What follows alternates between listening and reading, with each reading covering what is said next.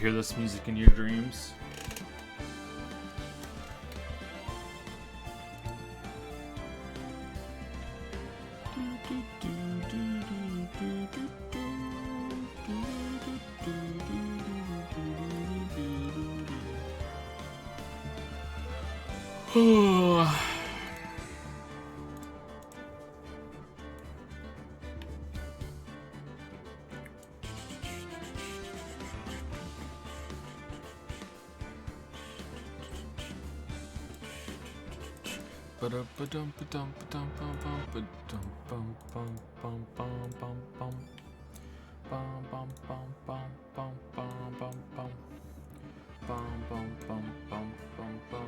So yesterday's investigation was a little better than the one before it. So there still is a variance with how interesting they are, which makes sense. It's just in general, I think they've gotten a bit dull as the games have gone on. I hope they're better in the later games. What do the later games even look like? What's the one after Trials and Tribulations? Is it Apollo Justice? Eat your hamburgers, Apollo? Did you roll John Lee? No, I did not roll John Lee, happily.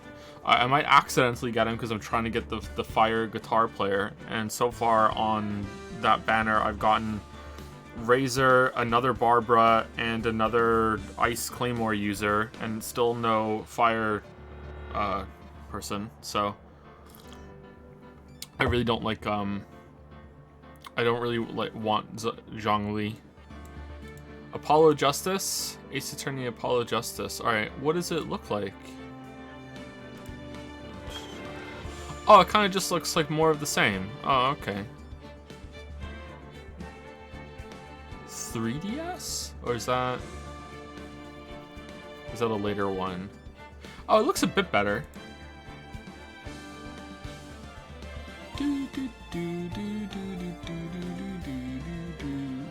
Why is Phoenix wearing a teal beanie hat? Man, Phoenix looking pretty fucking handsome. Like, what the fuck? Alright.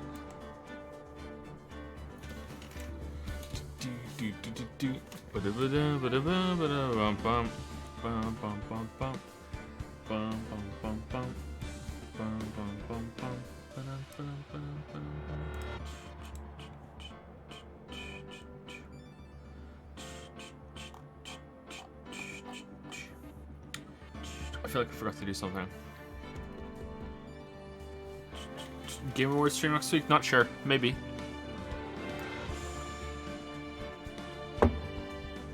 If you don't follow me on Twitter, I played Ghost Runner, and I did a tweet about it. Ghost Runner is a first-person, I don't know if it's cyberpunk, because I don't really understand what cyberpunk is. Like, I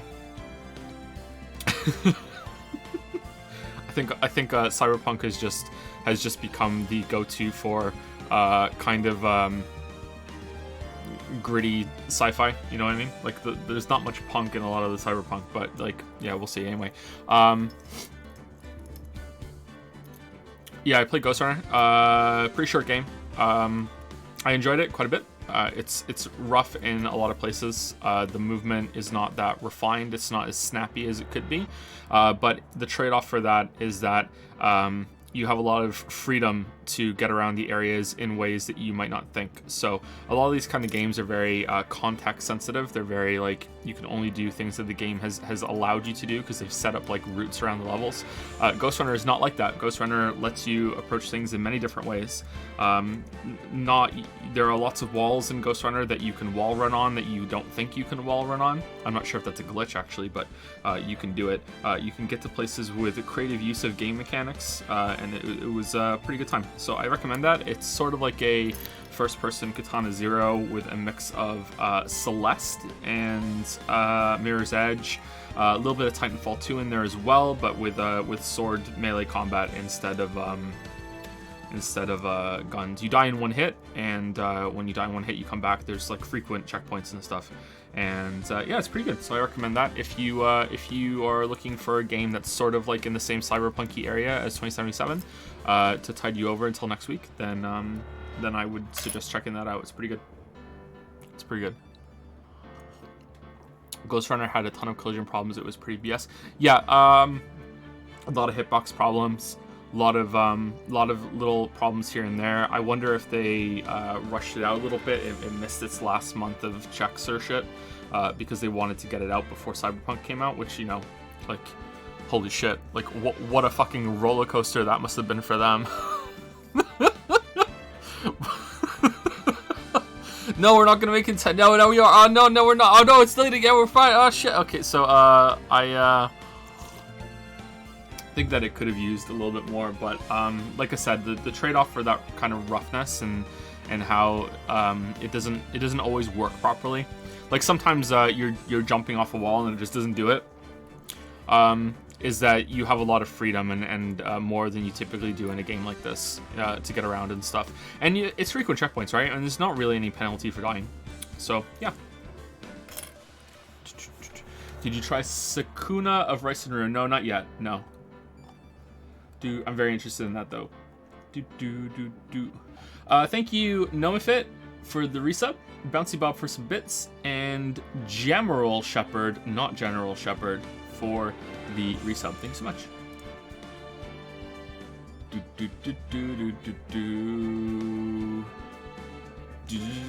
you guys hear Oscar Isaac is going to be playing Solid Snake in the Metal Gear Solid movie? So what this means to me is that they're gonna scan Oscar Isaac and they're gonna make a 3D model of him and they're gonna put Snake's clothes on him and then they're just gonna play all the cutscenes from the game. And there you go. There's the Metal Gear Solid movie.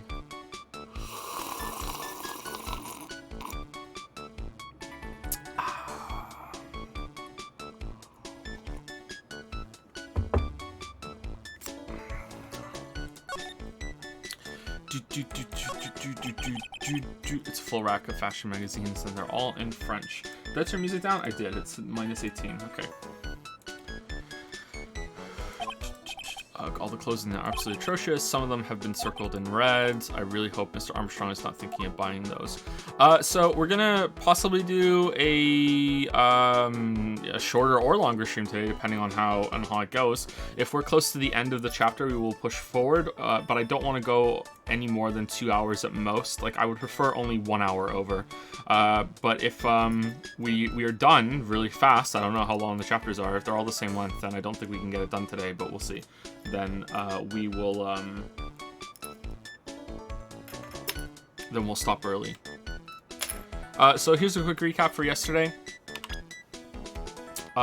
Maggie Bird has been found guilty of murder, of poisoning someone at this restaurant that she works at. Here's where it happened. She poisons this person, Glenn Elg, who is a palindrome.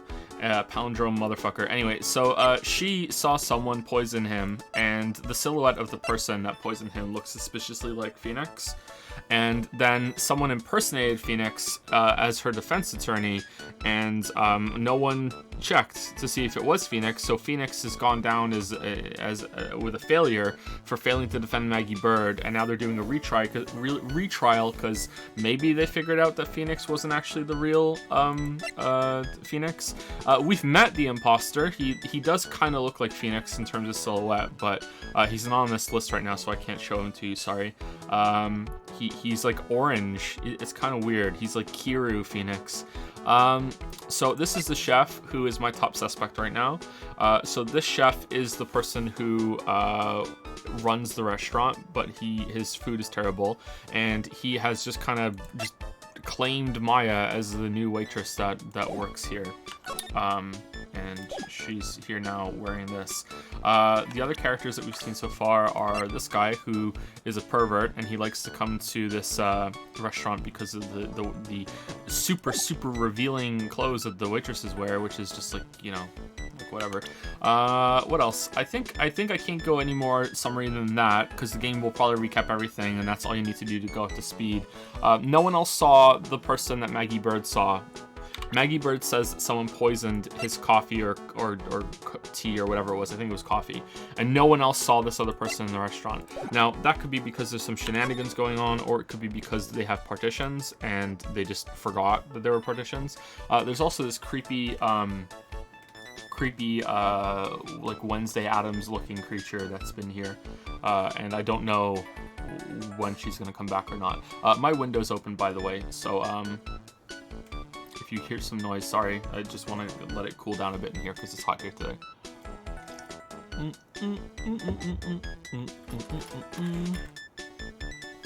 Thank you for the bits, Catfish467, and thank you for the resub, Bruce Killfist. Thank you.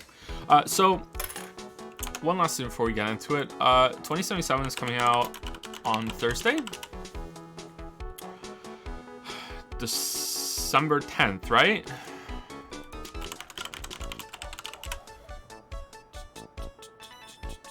You can play Cyberpunk on December 9th instead of 10th, depending on where you live. Depending on where you live, Best Buy might have sent your copy like a week and a half early, so you might be playing it right now. So yeah, I think we're still gonna do a first impression stream on the 10th or the 9th if we can play on the 9th. So we'll see. That's still planned. So if we're not done with Ace Attorney 3 by then, which is very likely, then we'll just delay it by a day, and then we'll come back to Ace Attorney 3 after we play one day of Cyberpunk 2077. So that is still the plan.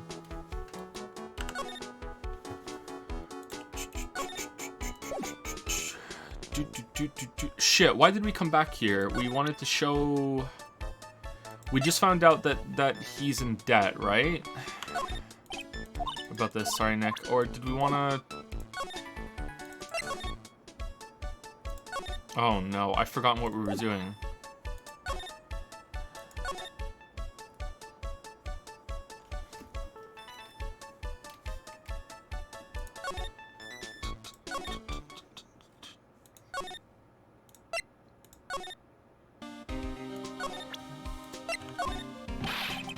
For $500,000, pal. Oh, you're the one who told us that. Okay, hold on. So, what did we do last time?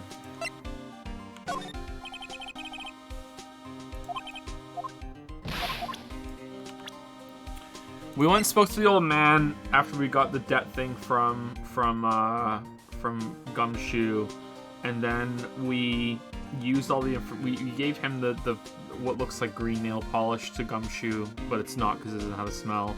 And then we used the paper we got back from him, this, in order to, no, this, right? Because of he did handwriting analysis on it. We used that in order to get through his psyche locks, and we found out he likes to go to the restaurant because of the waitresses, and then he kind of not locked us down. No, sports paper is what we had. What the fuck was it that we got? What information did we get from him?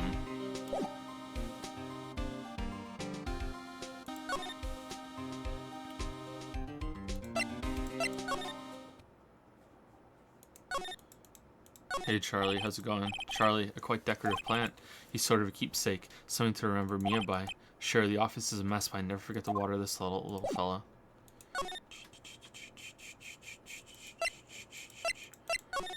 Okay, so that's gone.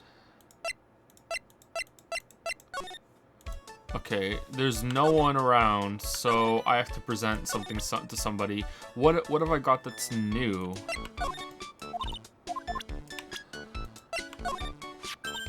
Oh, is that old man? Is he still feeding the pigeons? Yeah, he fed me as well. I got a bunch of those seeds in my eyes.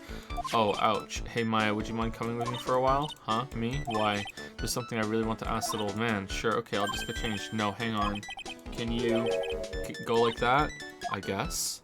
Okay, I think that, that should have just been the dialogue option, not a present option, but okay.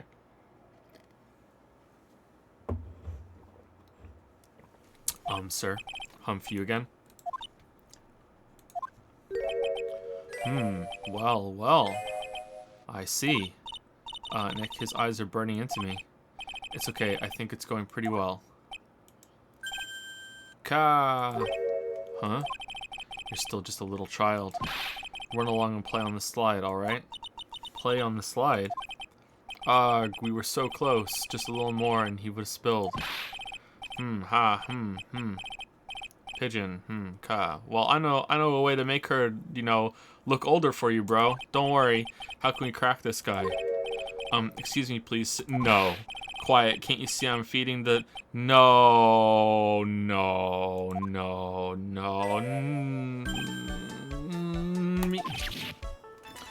Well, if you don't mind, sir, I'd really love to talk with you. Yes. Of course, certainly. I'm Victor Kudo. Alright, even from beyond the grave, wow.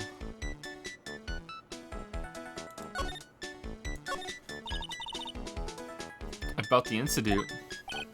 Does Mia know that she's hot? You mean the man who died after drinking the Javachino? It's like he's a different person. It was quite a shock even for me. He was a strange-looking boy. The girl took the Javachino over to him, you see. And was the customer alone? Definitely. He was the only person on the table.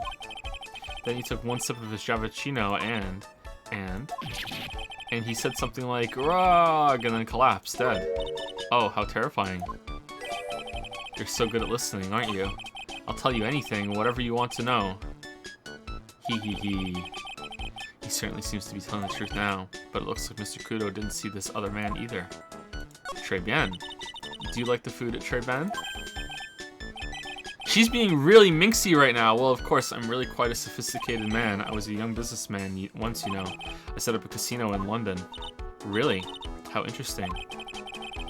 Eating the food at that restaurant really takes me back to my days in France. What a lovely story. London's in England, not France. Oh yes, France is wonderful. I'd love to show you around the city sometime. It's too much. I can't take it. I want France. Ha ha ha. What? I can't believe Mia's laughing at the guy. Sigh. You visit Très bien a lot, don't you? Of course, I mean, yes. I'd like to come and see you there. He. Really?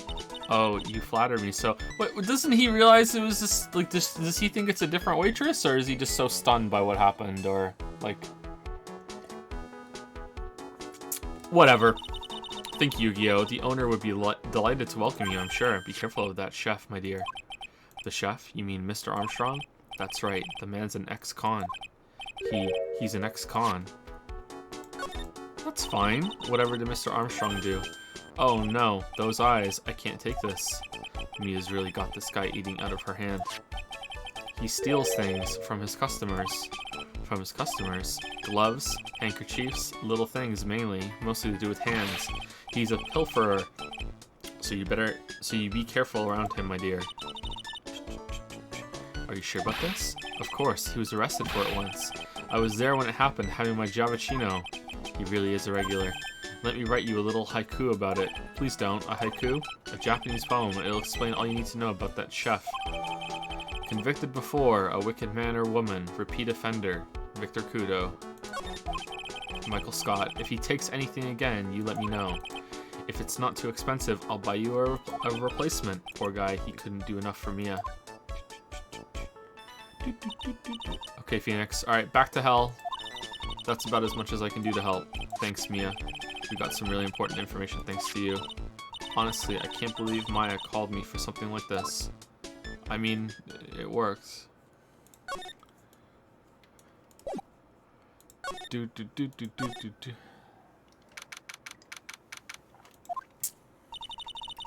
guess it's about time to wrap up today's investigation. Had enough of being a waitress? Yeah. Plus, no one came to the restaurant. Ooh la la, Mademoiselle Maya, no. How can you leave me like this? I'm sorry. That reminds me. Mr. Armstrong had a psyche lock or 3, didn't he? I'm going to have to break those. Yay. Mr. Armstrong, I hope you won't mind, but I'd like to have another word with you. I sure hope that the game isn't bringing it up before we don't have the evidence to break them. Volunteers. Volunteers? Okay, of course. Alright.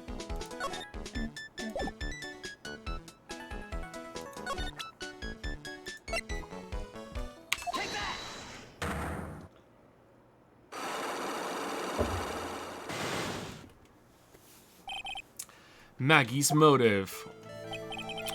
What is happening? I do not like this horrible feeling. I have to know the truth. What happened to that day?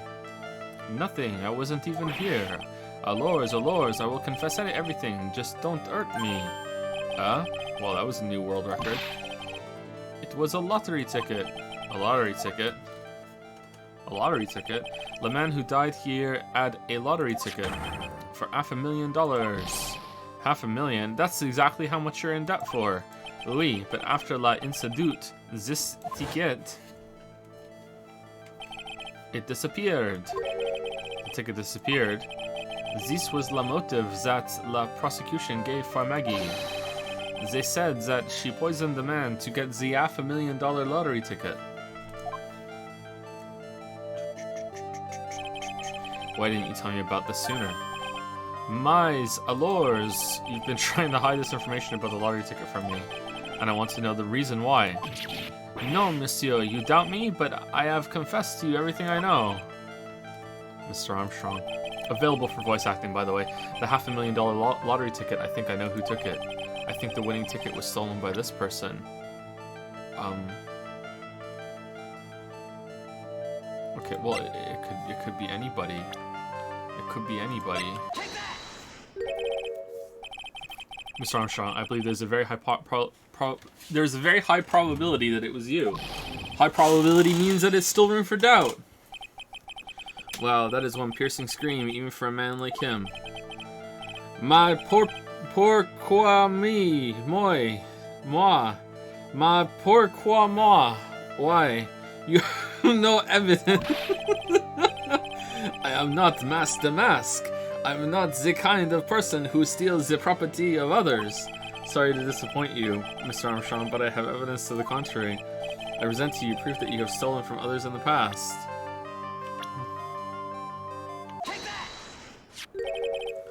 What is this? A poem? Oh, monsieur, you know me so well. I adore poems. Please read it and put some feeling into it. Convicted before, a wicked man or woman, repeat offender. What a shit poem. I'm sorry to have to bring it up, Mr. Armstrong, but you have been arrested for stealing from your customers before, haven't you? Le mensonge. You are the liar. You deny it? Do not make la false accusations, s'il vous plaît. S'il vous plaît. So, do you have any proof? I want to see la incontestable proof that I have ever stolen from one of my customers. I don't. No. You stole this?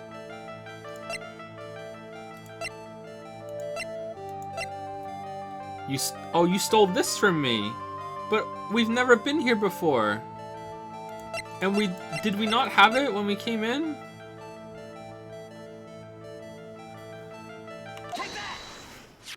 Oh, we had it when we came in and it disappeared from our inventory? It seems like old habits die hard, Mr. Armstrong. What is that? This is my Magatama. And I found it in your kitchen. No. Wow, that scream just about broke some windows. Okay, that's a pretty cool use of the system. Alright. Oui. I have a weakness for la little trinkets and la figurines. Aw, man. Do you have one at 2B? My hand, it just slips out. I cannot stop it.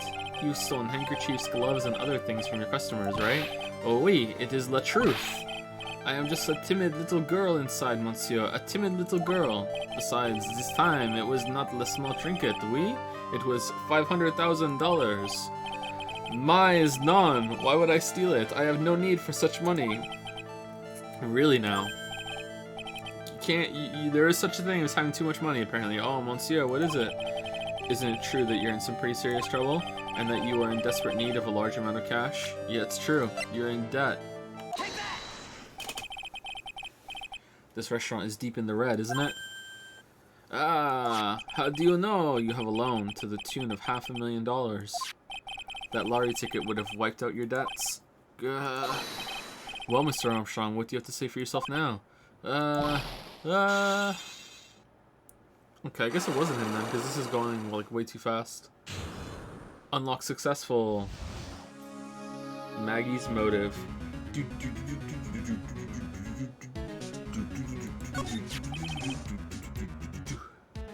Mr. Armstrong, you said that the victim had a winning lottery ticket for $500,000. How did you know he had something like that in the first place? The man, he was listening to the radio with his earpiece. Maggie said something about that too. The winning number was announced on La News, I think. Oh, I thought they were like more like scratch cards. All of a sudden, he exploded. Yes, $500,000, he shouted. And the ticket? Gone. He had all of his tickets spread out on the table. I was so desperately in need of money, so I put the poison in his coffee. No, you naughty man. I simply helped myself to one of his tickets. It was the wrong one though, what? Who has the right ticket? The victim collapsed and Maggie passed out. I thought to myself, pourquoi pas? He had so many of them. Yeah, but only one of them was the winning ticket, right? I bet Maggie has it and she doesn't even know, and that's going to be like her big good luck moment. How could you do that, Mr. Armstrong? Maggie was arrested because of you. No, this is not true. I did not take it. That ticket for $500,000, I mean. But you just told us you did. You said you took a ticket. Mas non, ma fille. It was not. That's enough. Oh, is it Wednesday Addams, huh? Oh, it's Mr. Godot. Even worse. What in the heck are you doing here? I'm here for a Javachino. Ugh. This is without a doubt the worst coffee I have ever tasted, Mr. Armstrong. You came in here for coffee? Does his craving for coffee know no bounds? Ass eater. Perhaps Mr. Armstrong stole one of the victim's tickets on the day in question. I am Le Air Ed, no? Just a pretty little girl who everyone is laughing at. But in that case, Maggie shouldn't be the only one under suspicion. He had the wrong ticket. What? Mr. Armstrong made off with the winning ticket's pretty neighbor. So, the ticket he took was worthless? Not quite. He did win something. $1. You see, I am just a pretty face. Without my looks, I have nothing. So, what happened to the winning ticket then? The one he meant to steal. No one knows. Indeed, what did happen to it? I don't like spoiling myself by watching trailers, so we'll just wait and see how the movie turns out tomorrow, won't we? Aw, man, me and Godot were like this. Thank you, Cyberpunk Geralt. No. Voila, you too. Time to laugh at the pretty little air Ed. Looks like I won't be needing this note anymore. Really? Victor's note thrown into the trash. Damn. Looks like we got a new mystery now, namely, where did the winning ticket go? Could you imagine if they ever did that and then later on in the game was like, no, you actually do need that piece of evidence. Too bad you threw it in the trash. Next investigation, you better go get it. God damn, that would be frustrating as fuck. I've got a bad feeling about this. It would be hilarious though. Well, anyway. We can't let Maggie suffer any longer for this, and certainly not again. Are we done? That's it? We're going into the trial? Nice. Alright.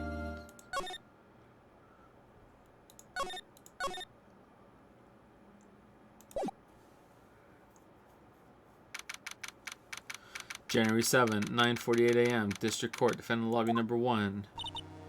Oh, I see. Why are you still wearing the uniform? I guess I should have expected this. Nobody saw the other guy, huh? But he was there. But he was there when I took the coffee over, sir. Scout's honor. Maggie. Back. Detective Gumshoe. Are you doing alright? How are you feeling? As if you need to ask either question, sir. Don't let him get you down, Maggie. And don't forget to eat well, okay? Roger. And you. Yes? You better square this case away. Got it, pal? Maggie's innocent, you hear? If you screw up, then I'll be doing some squaring away myself. Squaring away some paperwork for your arrest. I think he's serious. Hey, detective, you're on our side for once, right? Yep. Yep. So you'll be able to help Maggie out, right? Really? Can you, sir? No. Of course. I've got the situation under control. I'm gonna be the first witness on the stand today. If something I say doesn't mesh with the facts, make sure you point it out, alright? Sure. Okay, we're forming a united front today, pal. You get me? Alright. Like, how is the... I can't tell you how grateful I am, sir. Is the judge going to acknowledge that they fucked up last time with the fake Phoenix? I've always admired you so much, detective. I know I can count on you. Looks like it should all go pretty smoothly today, huh? Yeah, okay. I can only wish. I feel like we have no evidence whatsoever. January 7, 10 a.m. District Court, courtroom number 6. Gumshoe isn't even done with the green bottle. Court is now in session for the trial of Maggie Bird. Again, the defense is ready, Your Honor. Coffee's ready, Your Honor. Ah, bitter. Mr. Wright. Yes, Your Honor. You look different.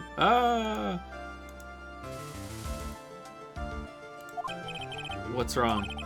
Nothing. It's just whenever I addressed you in the previous trial, your response was, "Suck it, old man." You was talking to me. It was a little, well, intimidating. No, that wasn't me. That was the phony Phoenix. No, I'm sure it was you. I see, so our trusty Phoenix is back with us now, is he? Our trust... What, that's it? That's all we're gonna... No, that's it! That's all that gets! So Mr. Godot, your opening statement, please. Mr. Trite, whether you're a fake or the real deal, we'll find out soon enough through this trial today. But I can already tell you, I'm the real Phoenix Wright. I wasn't questioning whether you are Phoenix Wright or not. I was questioning whether you had studied law or not. You lost the last trial, bruv. That's what I intend to find out. There's no denying it. Behind that mask is a man who really hates me for some reason or another. As everyone is aware, the court has already given its verdict on this case once.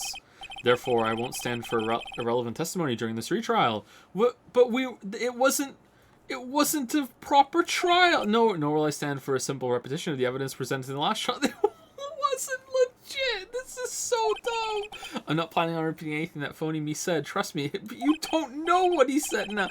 Now then, Mr. Godot, please summon your first witness.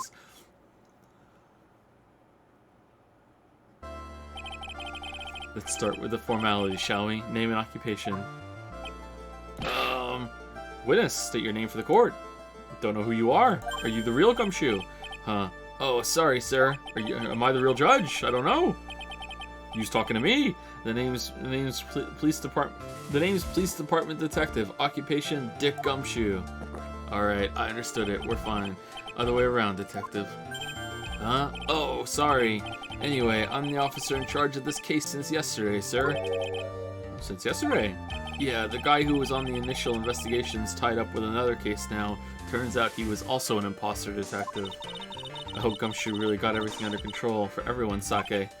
I see. So, Detective Gumshoe, would you outline for the court the basic facts of the case? Yes, sir. The victim's name was Glenn Elk. He was a professional programmer. He was on the payroll of Blue Screens Inc., a local company. Aw, man, they must make horrible computers.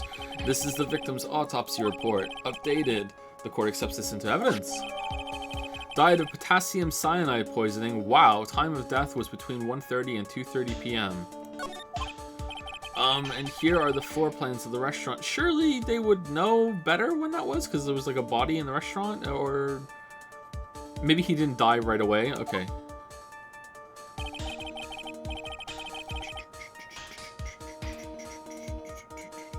When the incident took place, the victim was sitting right here.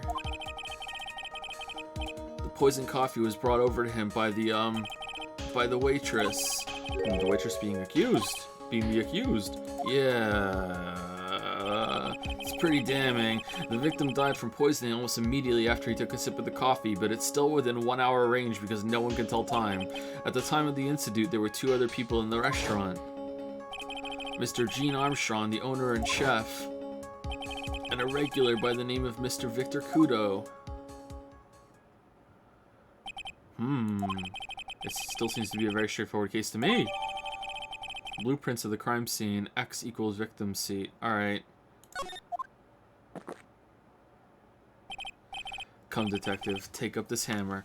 Alright, so knowing this series, it is actually going to be some bullshit. Like, well, the old man was sitting here or here, so he couldn't see this chair, so really he doesn't know if it was empty.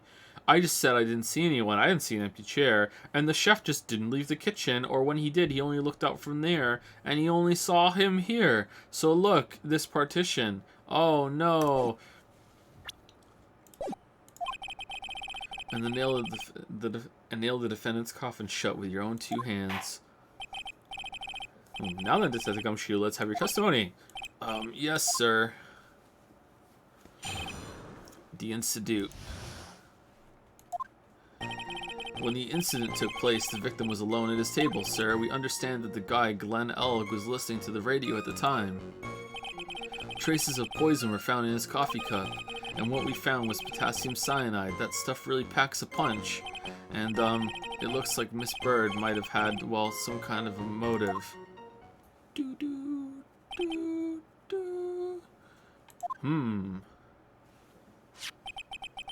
Using the dark, aromatic depths of coffee to conceal the poison.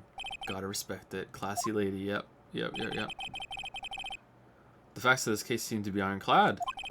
Mr. Wright, I would ask you to begin your cross-examination, but this is pretty fucking slam dunk. Yes, please, no intimidation tricks this time around. Is that understood? It wasn't me. I already told you, that wasn't me. That wasn't me. The incident. You guys see Donkey's new video? Like, I understand this point, but still one of the biggest video game channels there are. Like, holy shit. There is. Can I stop you for just a minute? Huh, what is it? Did I say something that contradicts the evidence? He's so desperate for that to be true, he's practically crying. Your testimony just now doesn't match the testimony given by Miss Bird. She claims that there was another man at the victim's table. Yeah, that's what she said. That's what she said, your own thing. What killer wouldn't say that when faced with a homicide conviction? Exactly, everyone who defends himself is guilty. Hey. Sadly, her testimony isn't supported by the owner or the other customer. Isn't that right, Detective Gumshoe? Yeah, it's true. There are 2 testimonies tie up on that. They both said there was no other guy at the table. He's doing a lot of What should I do? Should I press on this point a little? Yeah, always press. Always. Well, maybe the other witnesses just missed him. Maybe their view of the victim's table is obscured in some way. Yeah! Ha. That argument is as weak as the coffee at Tribune, right? I have here in my possession a ticket. A ticket? Looks more like a photo to me. Yeah, a one-way ticket to Guiltyville. Oh god, and population to defend. Oh man, damn. We can't fucking defend ourselves against that swagger. This is a photograph taken from near the entrance to the kitchen. This is the scene as witnessed by the chef moments after the poisoning took place, correct? I think the court will agree that such a clear view of the scene of the crime. How, Mr. Trite, could anyone have overlooked the second person at the table? Maybe the chair was just a little to the left. Alright, I guess I was wrong? Huh. It certainly seems to show the victim's table extremely clearly. Crime photo adds to the court record.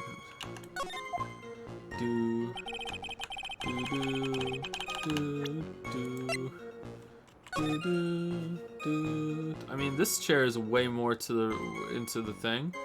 This doesn't even look right.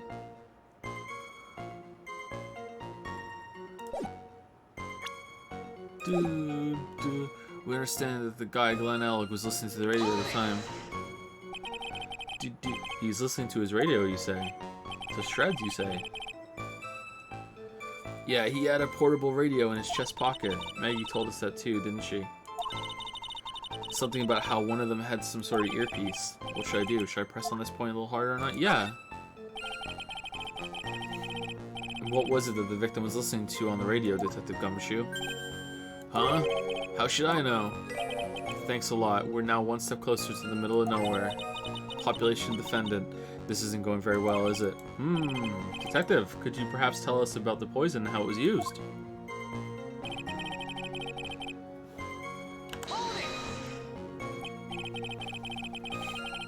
So traces of the poison were found in the coffee cup and nowhere else? Not sure I get you, pal. Was the poison a liquid? Or what was it, a powder? I don't fucking know. If I had to put it in layman's terms, I'd say it was a powdery substance. So the poison could have been in anything that was on the table. Sugar, salt, pepper. Objection! Ha. Ha. Do you put salt and pepper in your coffee tray? I could. Sometimes I eat the tea bag. The victim took his coffee black with no sugar. Ugh. It seems that the poison could have only been in the coffee. What should I do? Should I press on this point a little harder? Yeah, of course, yeah. Are you absolutely certain that the victim even drank any of his coffee? Huh? What do you mean? According to this file, the poison was found in the victim's coffee cup. But what proof is there that the victim ever drank any of it?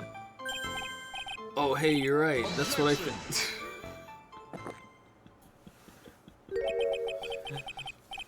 In case you were wondering, that last objection was for the detective there. Huh? For me? Oh, hey, you're right. You may be fooling the court, but I'm not falling for it.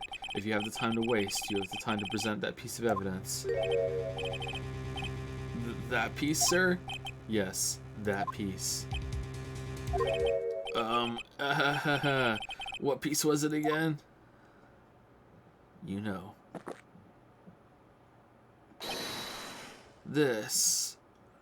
Why is he allowed to keep doing that? Should I be grateful for this coffee? Should I be grateful this coffee's only hot enough to give me first-degree burns? Did he do that to Fake Phoenix? Oh no, it was Pain, wasn't it? Oh, now I remember.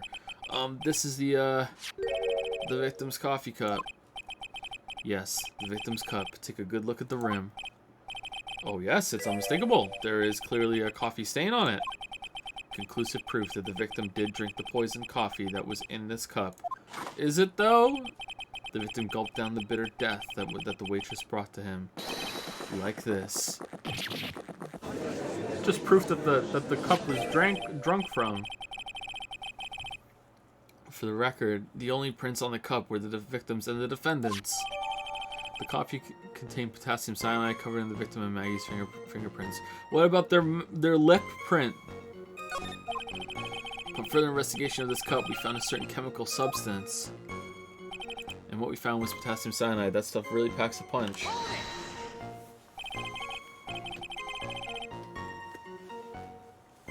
Potassium cyanide, I've heard of that chemical before. Exactly how strong is this poison, Detective Gumshoe? It's, well, that stuff's lethal.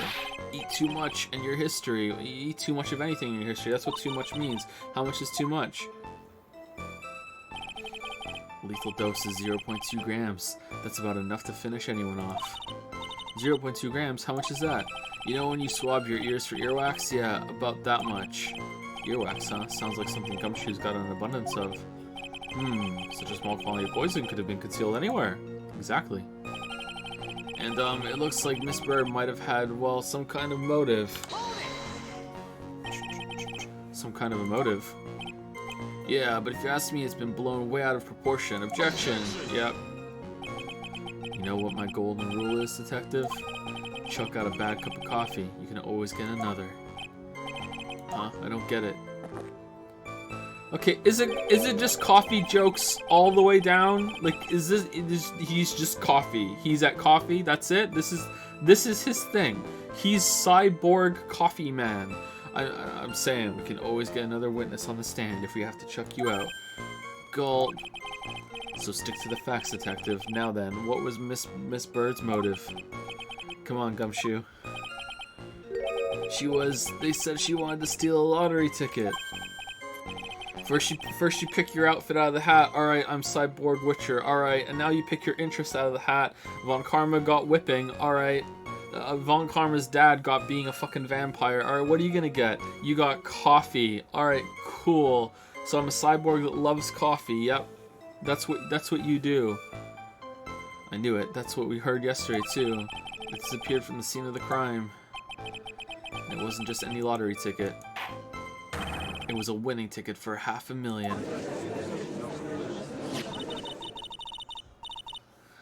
Mr. Armstrong knew about the ticket too, didn't he? But he stole the wrong one. Then, is it possible Maggie stole the winning one? What should I do? Should I press on this point? Yeah.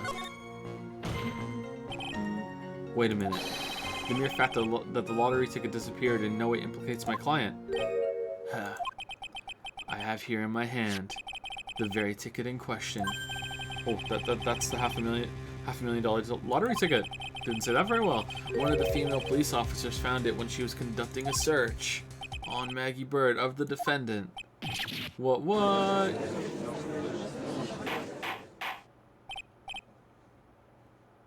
Order. Ha, she's quite a lucky bird, our little waitress. No, she's not. Objection. She's not lucky at all. Look. Oh, she's not lucky at all. You will submit that ticket as evidence to the court immediately. I want it here on my desk. I better keep an eye on that ticket. The way the judge's voice is quivering. Victim's lottery ticket added to the court record. So did Imposter Phoenix come in and do all this to try and get the ticket from her? Is that all it is? This ticket was presented to the court in the previous trial too. But it feels heavier now somehow. $500,000, you say? What you got? You didn't know it was a winning ticket last time? It's just a scrap of paper. What matters is where it was found, Your Honor. You buy a lot of cup of coffees for that. Cup of coffees, and that's on Maggie's person, unfortunately. That's enough. The facts of this case seem overwhelmingly clear to me, as they always do at this stage of the trial, but then Phoenix waves his hand and does mumbo jumbo bullshit. Not this time. Guilty. Get the fuck out of here. The defendant had ample opportunity to commit the crime of which he is charged. Furthermore, it seems beyond reasonable doubt that she did indeed commit this crime. I like an old man who knows the score. There's also the matter of the $500,000 lottery ticket. It's gone. That alone provides a very credible motive. I mean, for that sum of money, even I might be tempted to bend the rules. I don't mind an old man who is weak to the siren call of money. Not good, Nick. The evidence against Maggie is starting to pile up fast. Yeah, that's because the court has ruled guilty once already. I'd say it's about time to wrap up this repeat performance with one final, decisive piece of evidence. He's got more evidence against Maggie? Alright, this is how we got all the evidence in here, is fucking in the trial. This is the apron the delightful Miss Bird was wearing at the time. Wow, that's not the cleanest apron I've seen. That stain looks like... It can't be blood, can it? Ha, it seems the star of our play was a little flustered. There's blood on the apron but not on the table? And somehow spilled coffee on herself. The coffee? That's not exactly the first thing that caught my eye. Of course, the coffee stain isn't the most interesting thing about this apron. No, there's something else that stands out even more. The thread count. It's unbelievable. You wouldn't believe the thread. I would sleep on this. Something else? I presume you mean... Of course, I'm referring to the pocket. Nice! I was about to say that. The pocket. A search carried out right after the incident uncovered this. Potassium cyanide. The very poison used by the killer was in her apron pocket. A bottle of poison in Maggie's pocket. Yeah, and Maggie's prints were the only ones on it. What? Oh, she didn't tell us that. You know what? I'm starting to think that maybe she is guilty. Order. The court will accept these items in evidence. Are we really not talking about the blood? Apron added to the court. Is it jam? Worn by Maggie at a time has a small pocket but big stains. There's something still bothering you, Mr. Godot. Why have you not explained the blood stain to the court? Oh, you can see it. Okay. What blood stain? Irrelevant. Blood stain? What blood stain would that be? Don't play games, prosecutor. The blood-colored stain that's smeared all over the apron. That's ridiculous. No one told me anything about a blood stain. You don't need to be told. Just look at it. Well, are you red colorblind?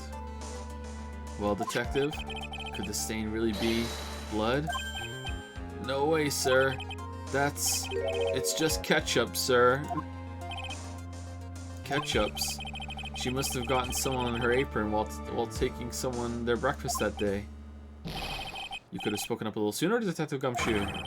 Pull a stunt like that again, and I'll have you drink 17 cups of ketchup, witness. Oh, I thought everyone knew what it was already. I haven't seen anything yet to make me doubt the last ruling I made on this case. The motive, the opportunity, and the supporting evidence. They have all been clearly established. Well, Trite, it seems you really are a phony after all. You really know how to drive a man nuts. Can you see my tie?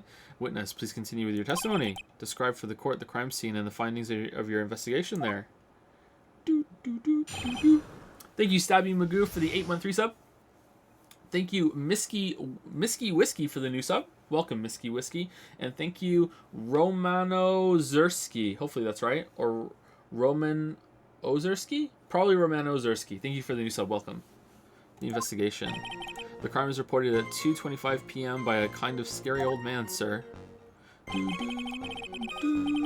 Poor Maggie had passed out from the shock. It must have been real tough for her. The victim didn't have any identification on him, but we figured out who he was pretty quick, and then the investigation went smoothly. When Maggie was searched, we found the lottery ticket and the bottle of poison, and that was it. There was nothing else missing from the crime scene. What about the CD and, you identified the victim and secured your prime suspect. Very good. Last chance to convince the court you're a real lawyer, Trite. Don't count on any more cross-examinations after this one, so let the fun begin.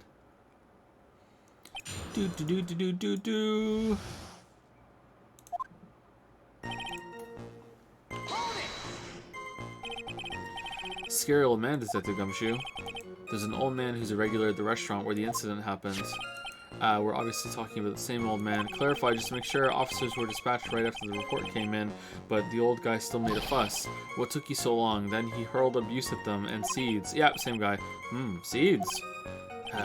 It was nothing. I caught each one with my teeth. You were there? I guess not even the mighty Godot can avoid being attacked by that guy. Or did you go talk to him? Alright. The old man was the only other customer in the place at the time. He took his time finding a payphone apparently, so he was late reporting the crime.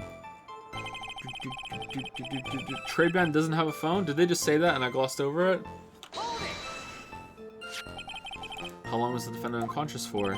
The officers got to the crime scene at around 2:40. Maggie was still out cold in the kitchen at that time. It took another 10 minutes or so before she came in. I would have liked to have been on the scene myself. I bet you would have liked to have carried out the search too. I would have loved to see Maggie asleep like that, all pretty and peaceful. Whoa, you're a professional detective, Gumshoe, not a professional bird watcher. I respect the man who can watch the birds. Save the romantics for your own time, detective. All we need to know about this is the investigation. Oops, I guess I'm pretty red right now, aren't I?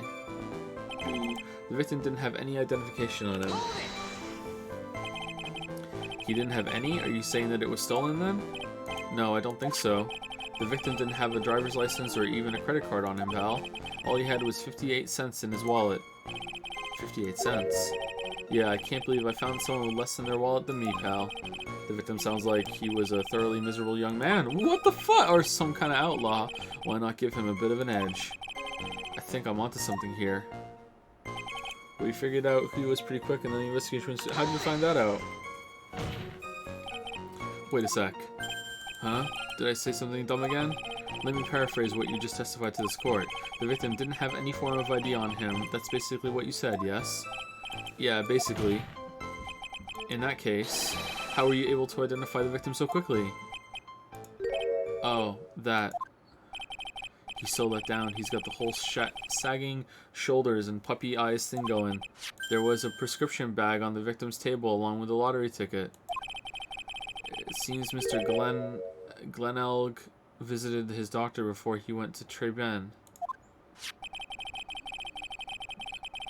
We got the victim's name from the medical records of the doc who prescribed the meds.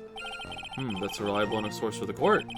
What should I do? Should I leave this alone or ask to hear more? What? What sort of medicine was in the bag? Potassium cyanide, pal. Well, actually, the bag we found was empty.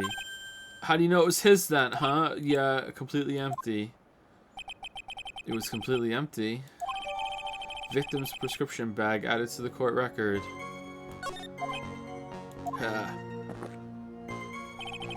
You're entering empty paper bags evidence? Desperate, are you, Trite? Alright. have a feeling there's going to be some bullshit involved in that bag later. Now, what happened with the investigation after that, detective? Do.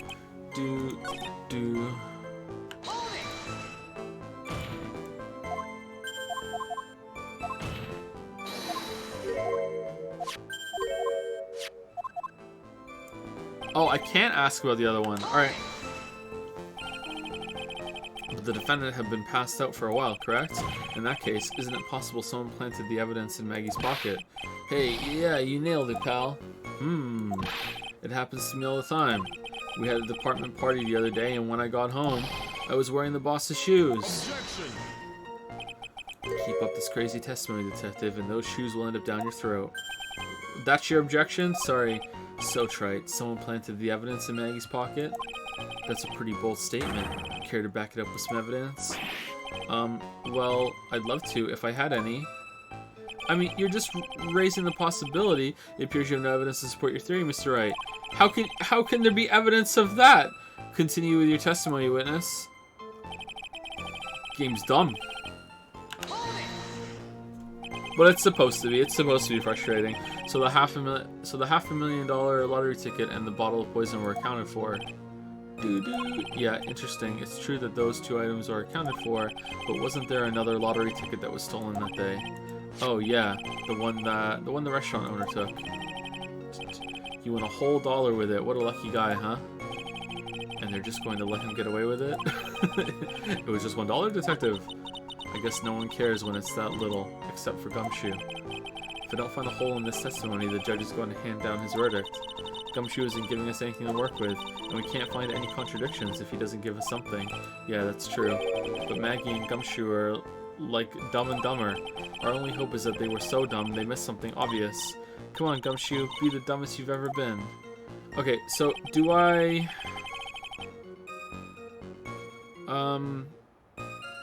Do I press again, or do I present evidence? I kind of want to press everything in just in case. Alright, so we got this, right? Like, if the bag is empty, why was he carrying an empty bag? Obviously something else was stolen? Or am I supposed to press again?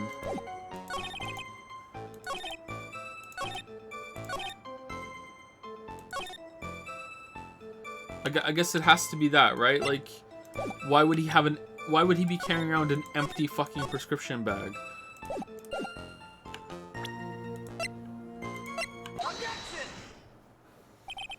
Says the Gumshoe, I think I should point something out to you.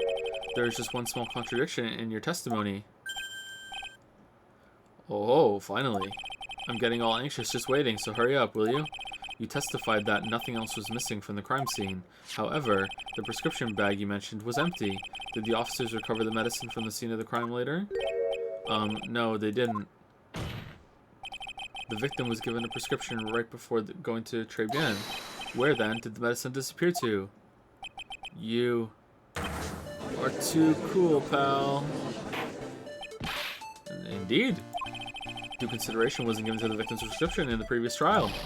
Witness, why do you always overlook such vital pieces of evidence? Even though I did and Godot did as well. I guess that's the most careless thing I've done so far, huh? Not even close. The victim was killed by poison, and the victim's medicine mysteriously disappeared. The victim's own prescription could have been the lethal poison itself. Yeah, okay. Wait, we're going for that? Order. Well, Mr. Godot, what do you have to say? Prescription for poison. What? That's all? What? Having trouble sleeping? Okay, take 1/10 of a gram of potassium cyanide. No more. Actually, I'm not a doctor. Maybe there is some medicinal use for trace amounts of potassium cyanide or some shit. I don't fucking know. Read for the court the name of the clinic on the prescription bag, if you will. What's the clinic's name got to do with anything? New Ear Otolaryngological Clinic. Otolaryngological Clinic? Just what kind of illness was the victim suffering from, Mr. Godot? Ear something. Hardly an illness, Your Honor. More like a bitter war wound, you could say. A war wound? The day before the incident, Mr. Elk found himself in a fight. He took a blow to the side of the head and ruptured his eardrum. He ruptured his eardrum? Then what on earth was the prescription he was given? It was a cream that was to be applied topically inside his ear canal, not to be ingested. Okay, well, where's that? What? It's mentioned in the autopsy report if you read the fine print. Is it? I can't read the autopsy report, Godot. I wish I could read.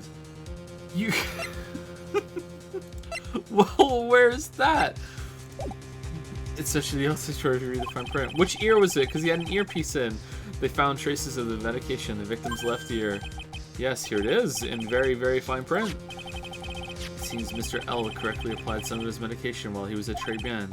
Therefore, it would be absurd to believe that he would have eaten his medication. Erg. It seems that this medication is irrelevant to the case after all. Yeah, but it's still gone. No. And it's unaccounted for. That means that there's proof that someone else is there, Nick. If you don't think of something quick, it'll all be over. She's right, but I can't get away with any old weak objection. What should I do? Push the medication issue. Yeah, push. Let's say save and push. Save and push. It's still gone. That means someone else was there. Only moments ago, Mr. Godot made the following statement. It seems Mr. L correctly applied some of his medication while he was at Très Bien. If that's the case, then why was the medication not found at the scene of the crime? Yeah, tell him, right? Tell him. Oh, shit. But the medication in question was for topical use inside the ear canal. That doesn't change the fact that it could not be found at the crime scene. However insignificant it may seem, it's a lawyer's duty to pursue the truth. You know as well as I do that the medication is irrelevant. It hardly seems likely that a prescription drug would contain potassium cyanide. It hardly seems likely that the coffee the waitress served would contain it either. But it did. The possibility is undeniable. He's got me there. That's enough. Mr. Godot, is the detective the only witness the prosecution wishes to call? Oh, we're just leaving this. Okay, cool. Mr. Godot. I've got my own witness I'd like to call, sir. It's the old man who was there in the restaurant on the day of the murder. Victor Kudo, the pigeon hater? Very well. The matter of the disappearing medication seems little more than trivial at best. However, it wasn't explored at all in the previous trial. And that is something that bothers me. Yayifications. Good job, Nick. The court will adjourn for a 10-minute recess, after which we will hear the prosecution's next witness. I suppose this means I'll just have to finish you off in my last 6 cups. Well, he's at 11 cups already? Court is adjourned for recess.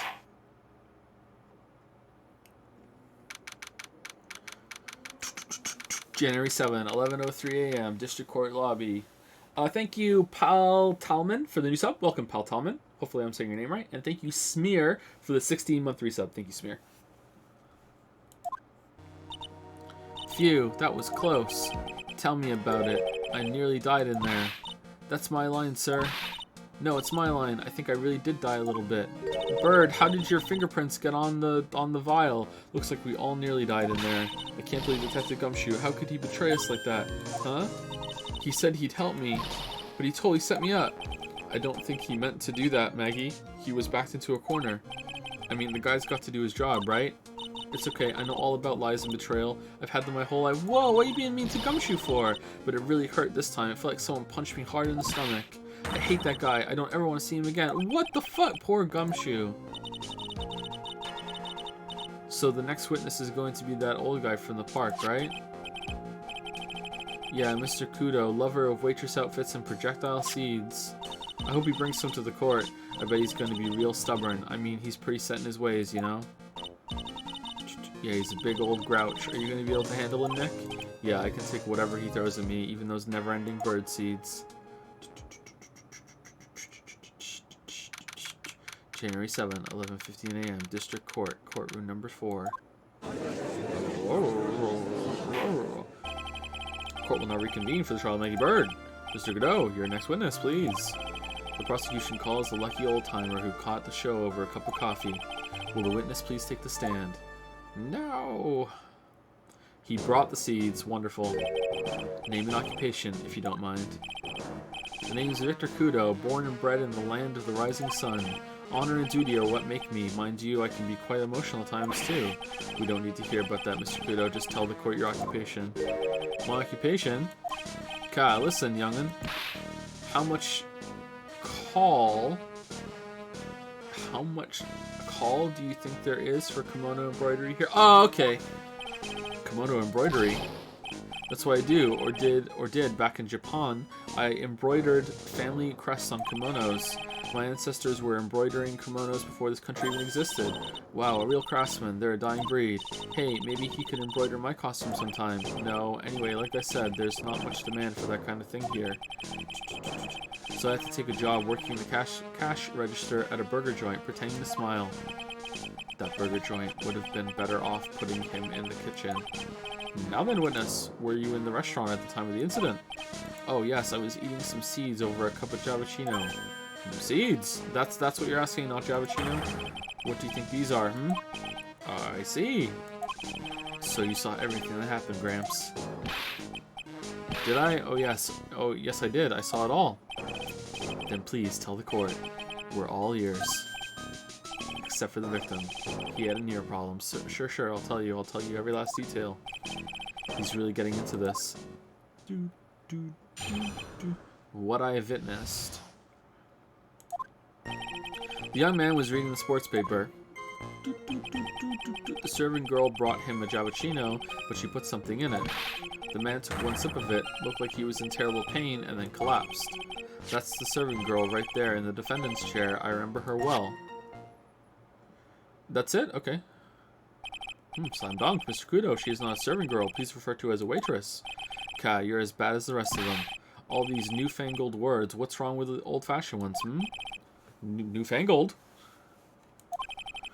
All this talk of radios and glasses, it's wireless and spectacles, I tell you. Excuse me.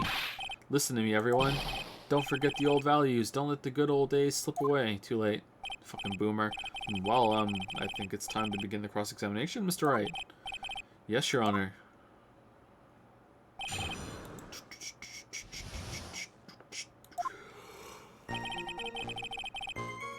Oh, a little sleepy. Sorry, the young man was reading the new sports paper. So you saw the victim then. You saw Mr. Glenn L. This is a weird name, man. I wanted to know if Gutson Braun retained his championship or not. So he was looking at the sports paper the victim was reading, huh? And at the location in question, where were you sitting? There are partitions between tables on the same side of the restaurant, right? So what if there are? If you say that you could see the victim, that means you were sitting at a table on the other side of the restaurant, correct? Ka. I go to that place to drink Javachino. I don't go to sit. I don't remember which table I was sitting at. What do you mean you don't remember? You mean you go there to eye the waitress? Servant girl brought him a Javachino, but she put something in it. Mr. Kudo, that is a very grave accusation. Are you sure about what you saw? Victor Kudo never makes mistakes. I dot every T and cross every I. I see. My eyesight's fine. The doctor said I only need spectacles for reading and driving. I bet his eyes are only really fine when he's scoping out a waitress. And I saw what the serving girl put into the Javachino as well. I bet I know what's coming up, and something tells me I'm not going to like it. Always press. Your Honor, we need more clarification on what was put into the victim's coffee. I'd like to ask that the witness add what he knows about this to his testimony. I agree. Witness, will you enlighten us, please? Sure. There's no question about it. She very conspicuously put some white powder in there. Did she really put that into the coffee? You doubt me, boy? She took some out of a small brown bottle and sprinkled it in. Why would she do that while carrying the coffee over? That's so stupid. Alright, time to go poisoning. Alright, oh shit, I forgot to put the poison in while I was in private in the kitchen. Better whip it out right here in the middle of the restaurant while everyone can see and go bum-ba-da-bum, ba-ba-da-bum. Like, couldn't she have been adding sugar in a small brown bottle like that? Like that? Witness, could you please describe the bottle in more concrete terms? A bottle like this, perhaps? Leading the witness! Objection! Leading the witness! Oh, there it is. That's the one. That's the bottle of potassium cyanide, I presume. So what did the accused put into the coffee? I think it's clear, don't you? Did we test it? and then took one sip of it, looked like he was in terrible pain, and then collapsed. Doo-doo. He took just one sip.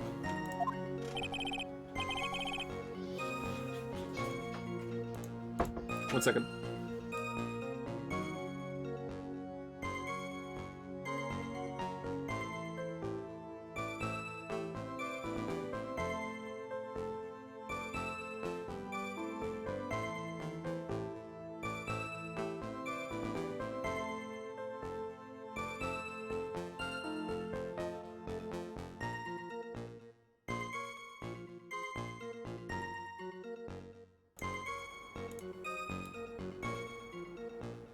Alright, sorry about that. You young'uns, you waste everything.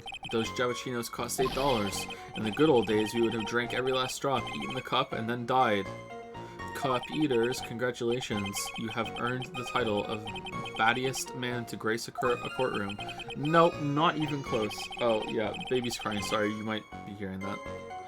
So it was an immediate death? Well, with potassium cyanide, I suppose that is possible. Oh yes, he slumped over without so much as a twitch. TV, I felt the Javachino I just drank turn sour in my stomach. Oh yes, I know that feeling. And the waitress, I presume she is... That's the servant girl right there in the defendant's chair. I remember her well. You said, I remember her well in reference to the waitress. But you only saw the uniform. Does she have any particular features that you can identify her by? Particular features? It's a disgrace, that's what it is. Sorry? You could see all the way up to her, you know, she's practically naked in that uniform. Oh my god, if it was someone else wearing the... He just came out wearing the outfit. He never saw anything else, he just saw the... Here we go. So a particular feature you recognize about the waitress is her outfit, but anyone could wear just such a uniform, even me. Mr. Wright, please spare the court any further mental anguish from that image. Don't get all excited, Nick. You've got to keep yourself together. I guess I got a bit carried away. Kat, there are other things I recognize about her too. He seems pretty sure of himself. What should I do? Press. Sure, you saw a waitress take the coffee over to the victim. But what matters is whether the waitress was Maggie Bird or not. Quite right. Mr. Kudo, those other features that you recognize about the defendant, I would ask that you add them to your testimony. Sure. There was a ribbon in her hair and her apron straps were loose. What? You do seem to remember several details about her appearance, but what about the most crucial detail of all, her face? Kat, as if I wouldn't remember that. Okay, can you describe her? The witness noticed the straps of the accused apron. He's unlikely to make a mistake about her face. That's right, I can even tell you the color of the ribbon in her hair. It was red. So you see, there's nothing wrong with the witness's eyesight. There's no doubt he remembers the waitress pretty well. What should I do? I get the feeling there's something more to this somehow. Yeah, I mean, it's a bit orangey too, but yeah. How can Godot see it? Ask about the straps, ask about the waitress's back, ask about the straps. Mr. Kudo, you seem especially interested in straps. Why is that? What? The ribbon in her hair, the straps on her apron. What's the fascination? Fascination? Objection! People have all kinds of fetishes, Trite.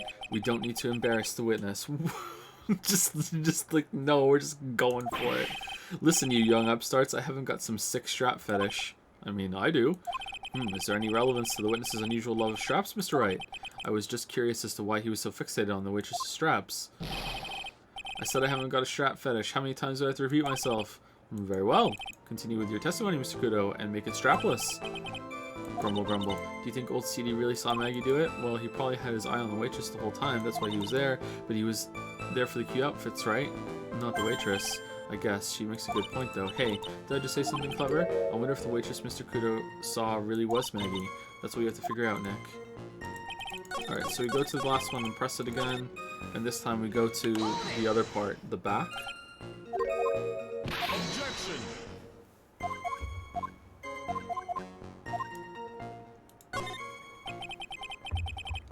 The identifying features you described are all things you would see from the back. Oh, it's the Wednesday Addams girl! So what? Is it possible that you never saw the waitress from the front at all? Objection!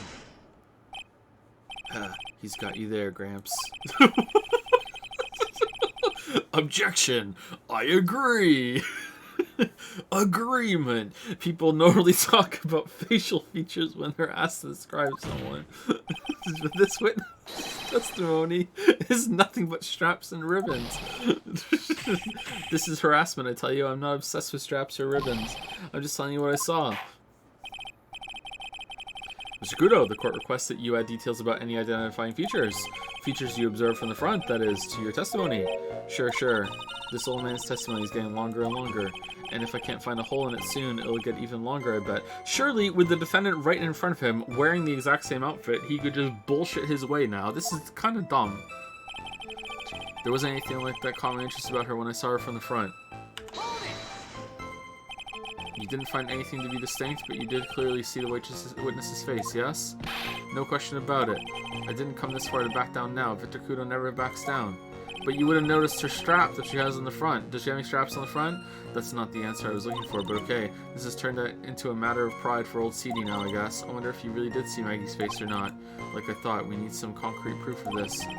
Proof that the guy didn't see the waitress clearly from the front. If you'd seen her from the front, you would have thrown seeds at her, because she's a bird! Do you think old CD really saw Maggie do it? Well, he probably had his eye on the waitress the whole time as he was there. Okay, cute outfit, okay. Doo-doo.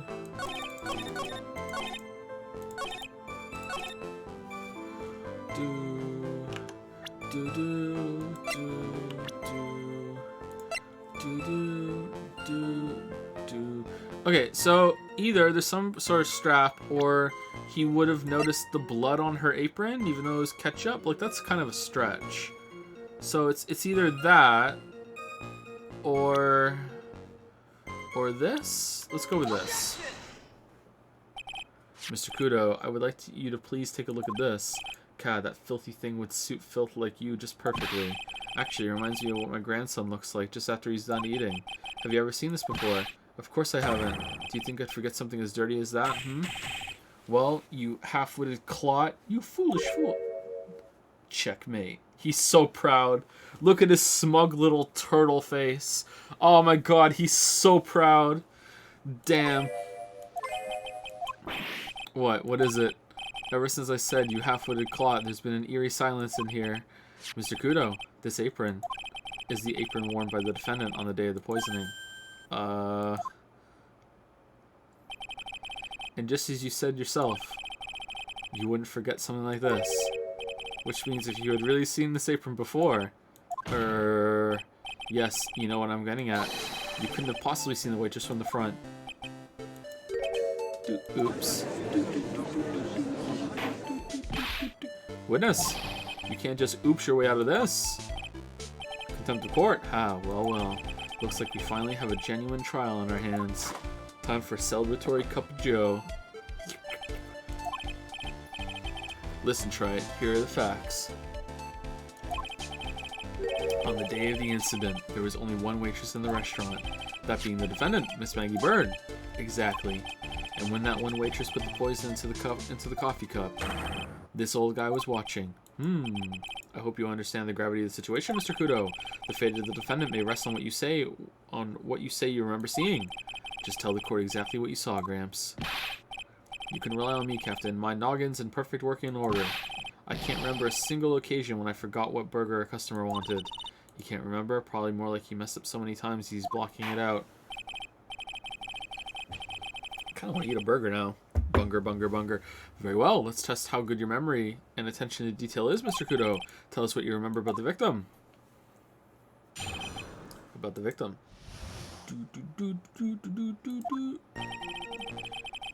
you for the resub, Castrol. Thank you very much. 6 months. Thank you, Castrol. He was another of those pesky young types wearing a broken pair of spectacles. He had a newspaper... Oh, right, the victim, sorry. He had a newspaper in his right hand, and the noisy brat kept rustling its pages. The young man was listening to the wireless, I remember that well.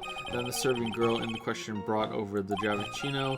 The little fidget picked up the cup with his free hand and took a sip. The testimony we have just heard was to test how credible the witness's memory is. It seems to me that he remembers the victim in a great deal of detail. Oh yes, I hate those you-know-what types who are so vague about everything. Right, but considering that we don't know anything else about the witness, the victim at this time, we have nothing to go on. This could be complete horseshit. How are we going to handle this, Nick? We only need to do one thing. Don't know why. We just need to prove that the old man's memory is shot. Just trip him up, you mean? Isn't that kind of cruel? I suppose, but it's what I do best.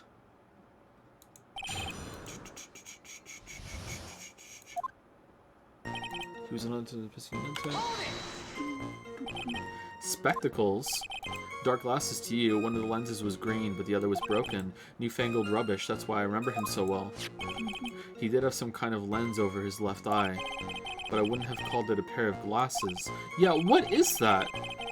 He seems to have been wearing some rather modern-looking shades. Is it something that makes him be able to see something in the paper he was looking at?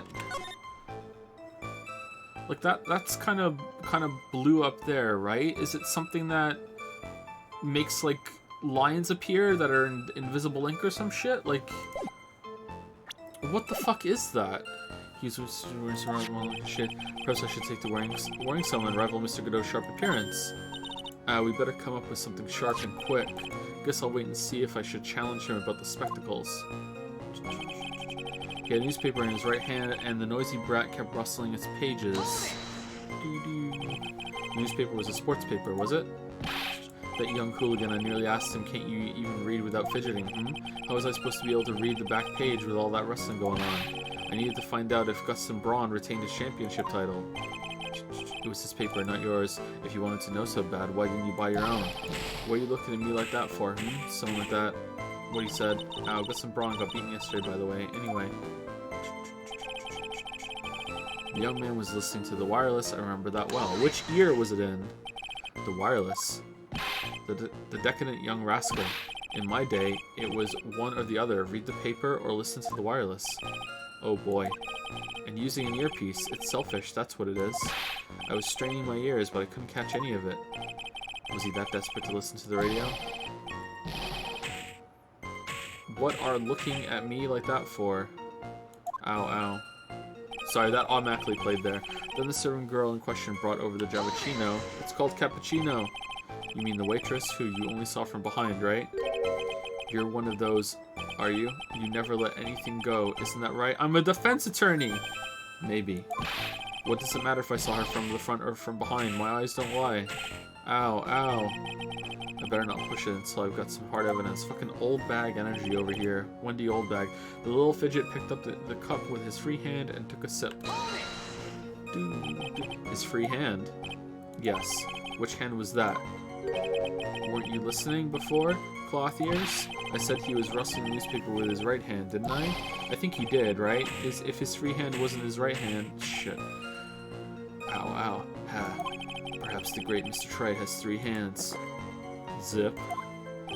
Yeesh, I was only asking, no need to gang up on me and treat me like a freak. The whole point of this cross-examination is to establish just one thing, that this old guy's memory has more holes than a slice of Swiss. Got him. I guess we just need to find a contradiction in his testimony somewhere, huh? Anything will do, even the smallest detail. We just need one mistake, and he's ours. Okay, he was one of those pesky types wearing a broken pair of spectacles. Okay, so it wasn't really a broken pair of spectacles, it was just this. The victim was a programmer, his left eardrum ruptured the day before the incident. Okay, what ear was his earpiece in? I'd like to know. He had a newspaper in his right hand, and the noisy brat kept rustling his pages. The young man was listening to the wireless. I remembered that well. Then the serving girl in question brought over the Javicino. The little fidget picked up his cup with his free hand and took a sip. Okay, well, it's not Javicino. It was just coffee, but I don't think that matters, right?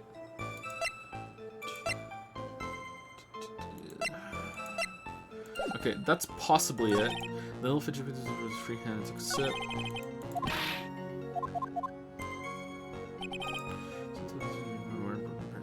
Okay, so I don't think that's it.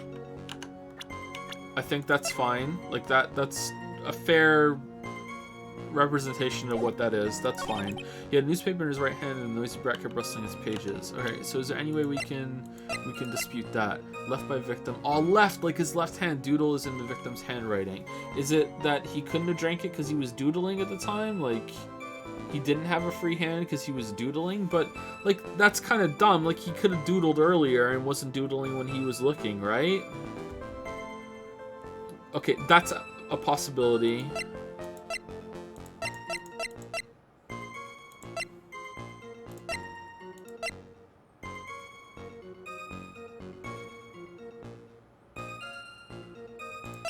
What about the ticket?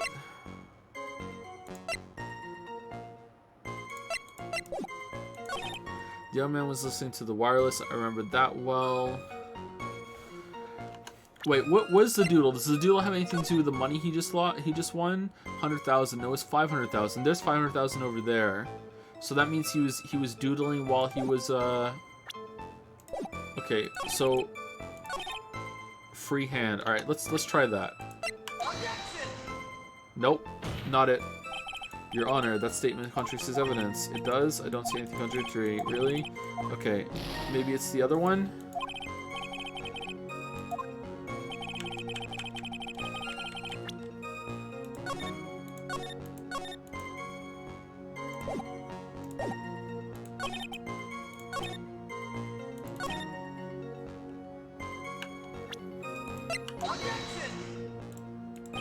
Nope, that's not it. Okay.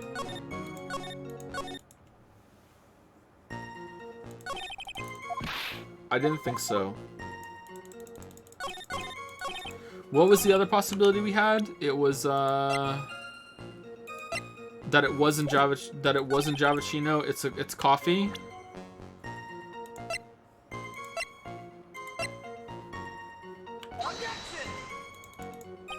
Yes. Yeah, it's not that either. Okay, so it's something else.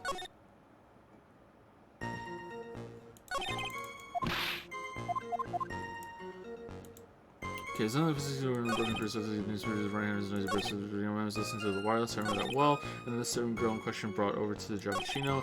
Little fidget. Okay, what? Like, I want more information about the wireless. Okay, so his ear being ruptured makes me question the wireless thing but that hasn't been brought up for a while.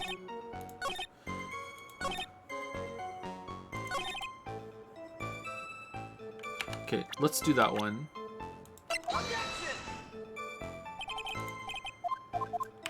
Maybe it's not that. Maybe it's his,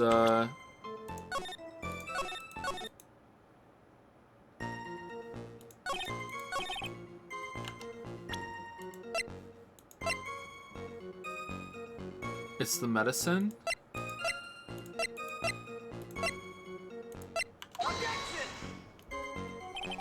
Nope.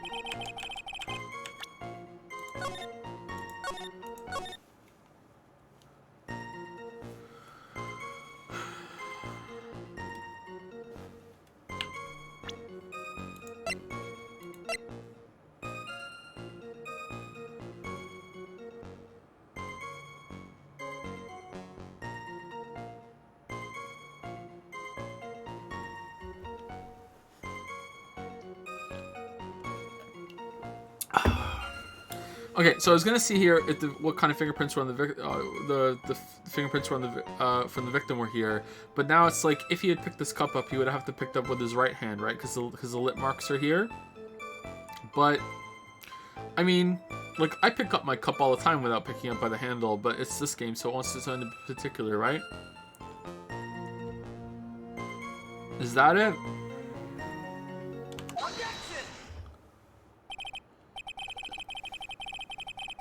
Mr. Good, you remember what you were told at the start of this testimony? That this was a way of testing your credibility of your memory. I know, there's nothing wrong with my memory, I tell you nothing. If I got anything wrong, I'll eat these seeds and sing the pigeon song. Care to tell us where this is going, Trite? According to Mr. Kudo, the victim was holding the paper in his right hand, while drinking coffee with his free hand, which would make that his left. Gah, what is this, kindergarten? But I would like the court to please take a look at this. That's the cup the victim used. Correct. Yes, and on the rim, you'll notice the mark left by the victim's lips. Yes, there is a stain left by the coffee. If you consider where that stain is, you'll clearly see that the victim was holding the cup in his right hand. But how?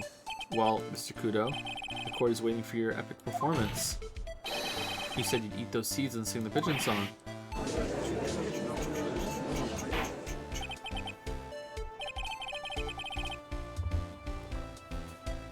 Mr. Kudo, I'm afraid this is simply not acceptable. I think the witness had better go back to the park where you something. Wait. If you think I'm going to stand here and listen to you tell me I'm mad, you're wrong. I don't care about that dirty coffee cup. I know what I saw. You still insist on your testimony. That young brat was holding the cup in his left hand. Oh yes, no question. I'm a good law-abiding citizen, I am. It's that dead young hotbot and you spiky-haired yahoo who are at fault. Who, me? Yes, you. Couldn't be. Thank you, old man. We've heard quite enough from you already. Don't call me old man, old man. Been around for 68 years, I have. You can't ignore me. Listen to what I've got to say. I'm sorry, Mr. Kudo, but... Sure, why not hear a little more? Mr. Godot! Godot Blend 10-11. But this is my 16th cup of coffee, so this is your final stand. Thank you, Captain. You can rely on Victor. And he's drinking a lot off camera. Left or right hand. The boy is wearing the earpiece on the same side as the green lens of his specs. Okay, so is that the that's the ear that was blown out. So there you go. I think that's it. Can't wait for a trial to get serious, and he breaks his rule and he drinks his 18th cup of coffee. I'm sorry, master. Oh, just this once. I have to drink. 14th Sentinel. A boy was wearing the earpiece on the same side as the green lens of his specs. He kept fiddling with it all the time. He was fiddling with it just before he picked up the cup too. And then he used the same hand to pick up the cup, his left hand. We know the victim was wearing an unusual monocle over his left eye. It wasn't a monocle, Your Honor. It was a small computer monitor often used by programmers. What? A monitor? You mean like a television screen? The inside lens is a screen that displays computer data. It's called a HMD. It's a common tool in the victim's line of work. Okay, cool. HD, TV, DVD, CD, all these newfangled letters drive me mad, but they don't matter. I know what I saw, and I'm telling the truth. It's true. I'm wearing one right now. It's true, he doesn't seem to be lying. Those are the facts, in good old black and white. Left hand or right hand. The boy was wearing the earpiece on the same side as the green lens of his specs. All right, can we just like boom? Can we just rock it through this right now? His left eardrum is ruptured. Can we just do this right now? Just boom, just right away. Just boom, one shot it. One shot. I'm not sure what the relevance of this is, but Mr. Kudo, there is something very strange about your observations of the victim. What? You say he was wearing the earpiece on the same side as the HMD. No question, you can lock me up if I'm wrong. It was his left ear, without a doubt. I can only see that side of his head from where I was sitting.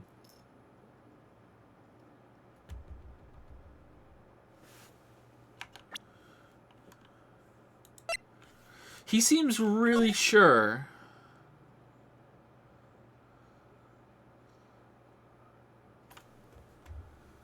Was it some sort of, like, reflection bullshit, or...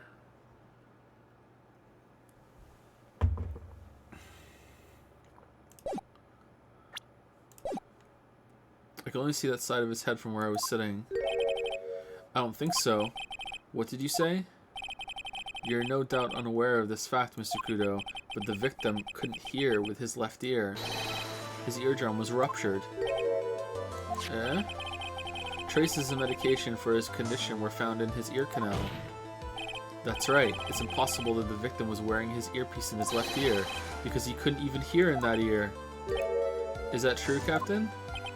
It is. Pigeon!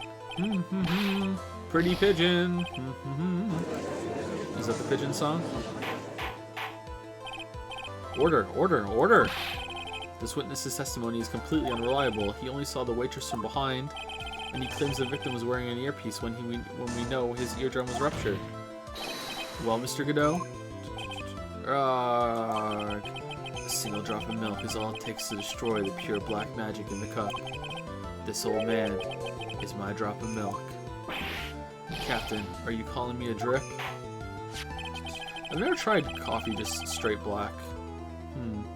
This is the victim's coffee cup in which the potassium cyanide was found. The mark on the rim clearly shows that the victim picked it up with his right hand. I'll never back down. I know I'm right. The lad drank his Javachino with his left hand. Let me put you out of your misery. Clearly, the victim used both hands. He took a sip with the cup held in his right hand and then switched to his left. That's what the old man saw. No, there's no mark on the other side of the cup. Impossible.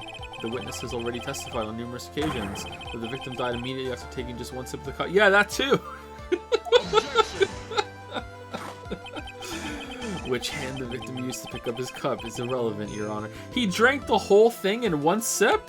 Or no, it's stained all over the table. That's right.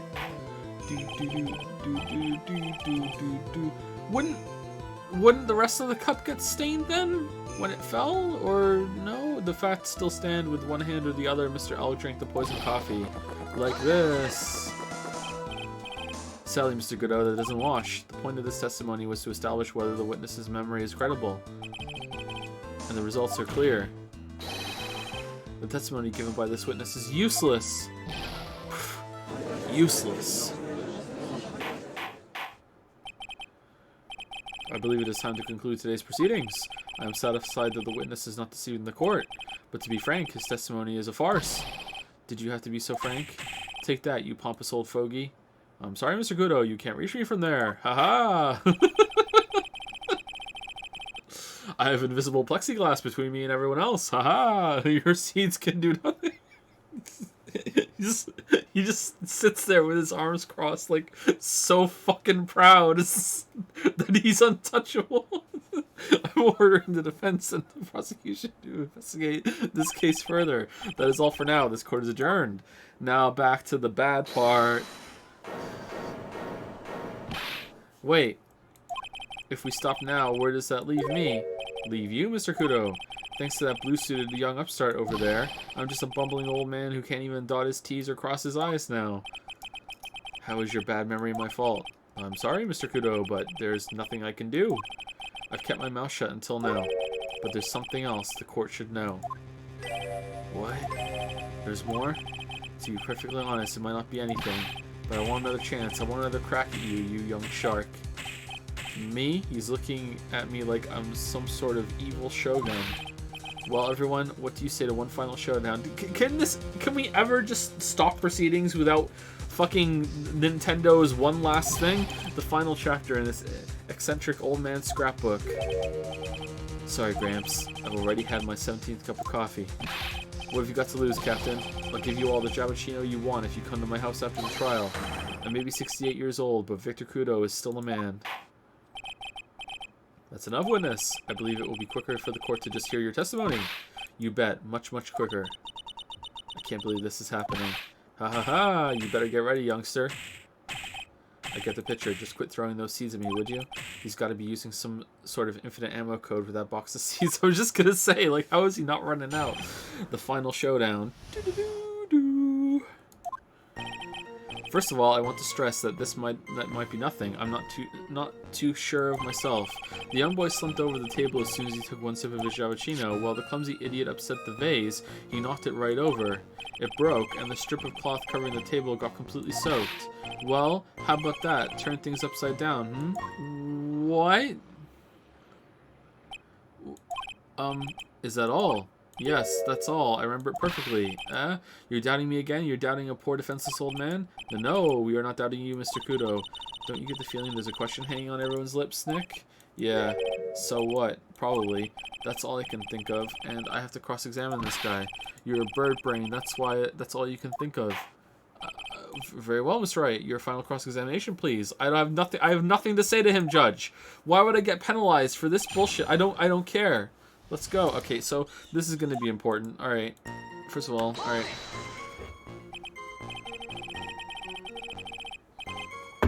The court generally prefers if witnesses are sure of themselves, Mr. Kudo. Nosy brat. I'm warning you, I'm more savage than a macho man right now. You won't beat me with this testimony. This is the final battle. Ow. Ow. He's chucking those seeds harder than ever. I better be careful. Come on, Nick. Nail him. The young boy slumped over the table as soon as he took one sip of his Jalapeno. The court has already heard that testimony, Mr. Kudo. I know that. I was just setting the mood. How else am I supposed to build up the suspense, The suspense? Yes, now what do you think? Should I work the audience a bit more? No, please continue, Mr. Kudo, as quickly as possible. Alright, now where was I? Ah, yes, the young boy slumped over the table and... Well, the clumsy idiot upset the vase. He knocked it right over. What vase? A vase, you say? Yes, there are vases on all the tables in that place. There are accidents waiting to happen. They're practically begging to be knocked over. Well, he's right about there being vases. I do remember seeing them too. Okay. There was a vase on the table when I ate lunch there. Alright, but They didn't fix that. They didn't fix anything else, but they fixed that. And you saw the moment when the victim actually knocked over the vase. Well, it's hard to say. It's a bit unclear. How do you really define... Okay, I get it. I heard it break, and the sight of it is burned into my memory as clear as day. It broke, and the strip of cloth covering the table got completely soaked. Strip of cloth? Soaked in water, you mean? Yes, it splashed me on the knee as well. You said you were sitting at a table across the room from the victim, correct? And yet, the water still managed to splash onto you? I didn't say that. It was cold. I clearly remember it splashing on me. Could the water really make it all the way across to the other side of the room? Well, how about that? Turn things upside down, He's really giving you the evil eye, Maya. It's you he's looking at, Nick, not me. It's like he's saying, I triple dog dare you to find a contradiction, young'un. I guess I'll just have to rise to the challenge then. I mean, like...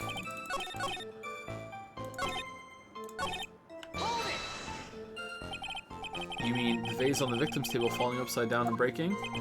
The vase turned upside down, and my testimony turning this case upside down. It's a joke. I just wanted everyone to hear it. What do you think, Captain? I'm impressed by your ability to waste time. Godot hasn't raised any objections for a while now. So, you young show-off with this... That's crap information. I'm throwing down the gauntlet. If I lose this one, I'll take it like a man and admit defeat. He's really giving you the evil eye, Maya. Alright, no... Okay. Okay, I'm a bit confused because then why didn't they fix it? Alright, so... why isn't, like, this wet then? Because all this... That's all over there. Why isn't this wet? How did this not get wet?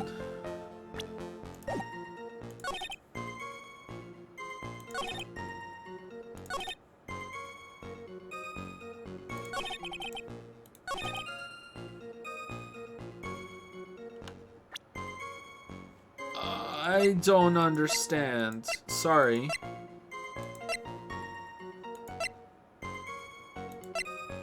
We decline our right to ask questions. Why isn't this wet?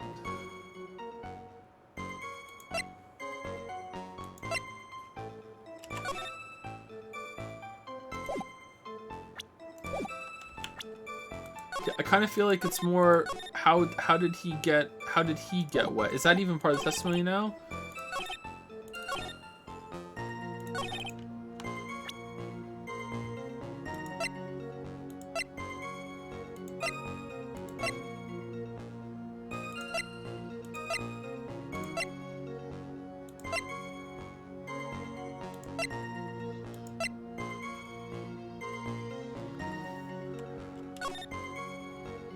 Okay. No.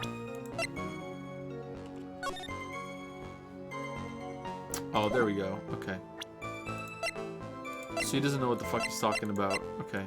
I feel like this should work too. Does this work? It's not wet. So how is that not wet? No, it's not. Okay.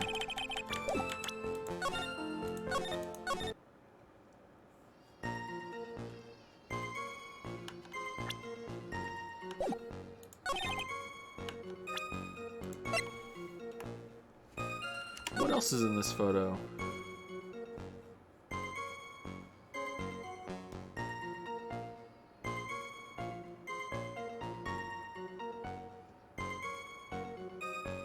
Where's the window?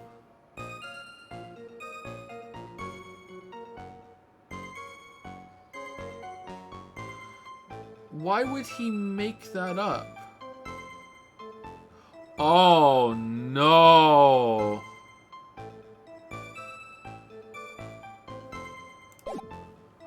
Oh no. Mr. Kudo, this is a photograph of the crime scene. Humph, so what? Oh no. Look carefully at the table. The vase is there, intact. Huh? Wash your tongue, Granddad? I'm no granddad of yours, Hopscotch. Ow, ow. Well, enough. If you throw any more shit, seeds or something. What is it now? I just remembered something. Yes, go on. The broken vase. Haha, it was on my table. Oh, well, you see... It startled me when that young lad collapsed, so I stood up. That must have been when it fell over. That must have been when it fell over. The vase on my table, I mean. The vase on your table. Haha, yes, it was on my table.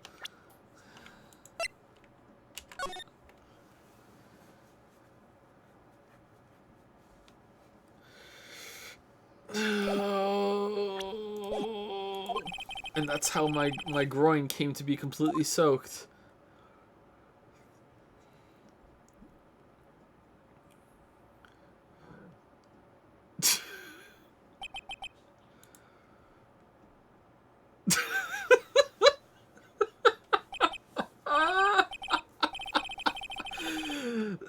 Thank you, Mr. Kudo. You've certainly earned your kudos for today. I'd like to ask a question now. Have I been a good boy? Have I been any use at all? Perhaps that's something you should reflect on yourself, Mr. Kudo. Wait a minute. If that's the case, there's more. I've got more to say. Oh yes, I remember something else. Bailiff, escort the witness out of the courtroom. Wait, listen to me. No, unmask the mask. Well, we seem to have been considerably sidetracked, and I am still not in a position to deliver a verdict. The defendant has not been positively identified as the waitress in question. Additionally, there are two disparities in the testimony we have heard thus far.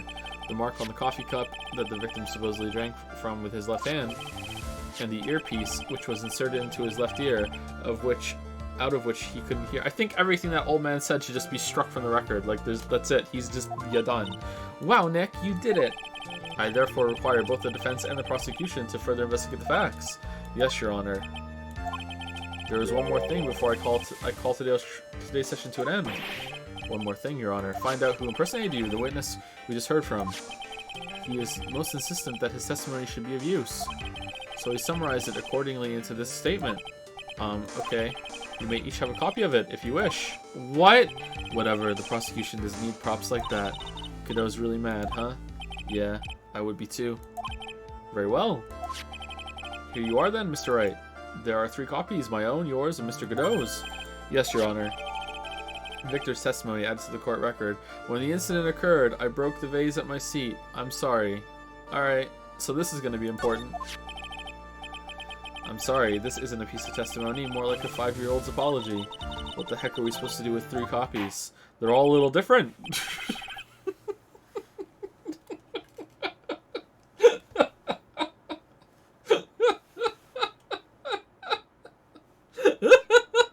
That's all this court is.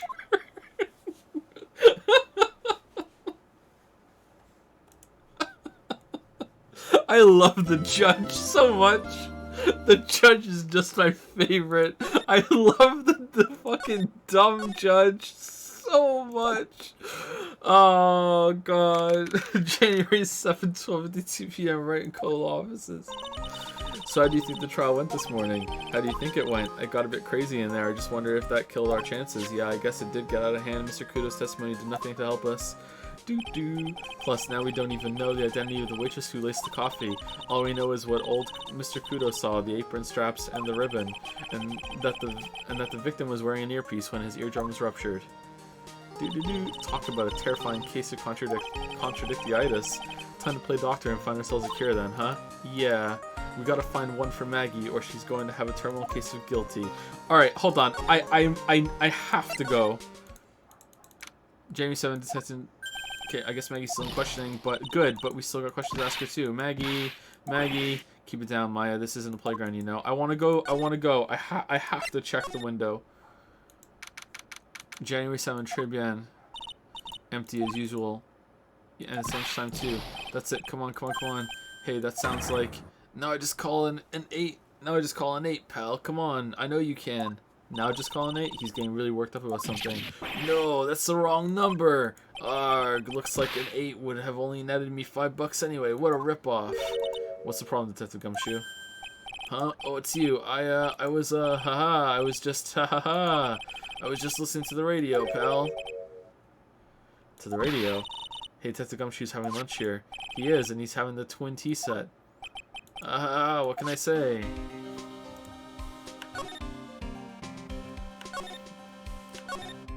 Okay, the window would be a little hard to see from there. Wouldn't you be able to see the curtain, though?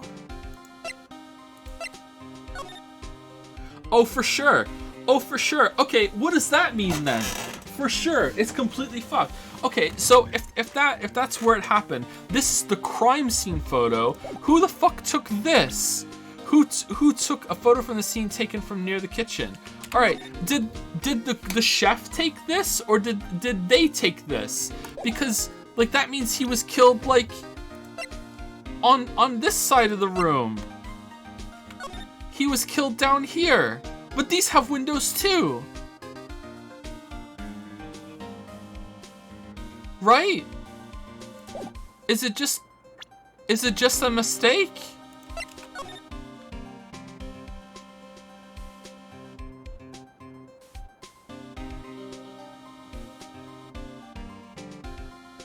What was it even in here? Was it all made up? Like what the fuck?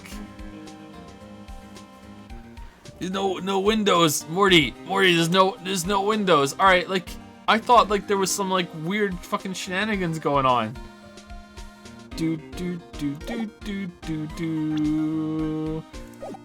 Like my idea from when I realized that there was no window in the trial was that he was actually killed over here, and then they took photos and shit, and then fucking like chef was like, you know what, this is bad for business, let's move the crime scene over here, hope no one asks. There you go, they can investigate if they ever come back, because these are the good tables. This is the good side of the restaurant. This is the good side. What the fuck is going on over here? Whoa. 1, 2. Yeah, for sure. It's fucked for sure. Alright. Today's trial. This is a nightmare. How am I supposed to look Maggie in the eye now, pal? You really drove her into a corner, you know. You always blow apart my testimony. Why of all days did you do today? Sorry, there just weren't any holes in it for once. What about the painting? What painting? Oh, that painting? I don't know if that painting is there or not. What happens usually, what happened usually testimonies are like Swiss cheese. Swiss cheese? Would you prefer crumbly like aged Parmesan? Anyway, this case has already been ruled on. There shouldn't be any holes left to find. So did Maggie say anything to you about me, I mean? Well, how did she put it again? I can't believe Detective Gumshoe. I hate him, sir. I mean it. I don't ever want to see him again. Uh-oh. Something like that. Wow. Please, Detective Gumshoe, I didn't mean... Why? Why is this happening? He's banging his head against the wall. Nick. Oh man, poor Gumshoe. Oh, we can't... Oh, this is here.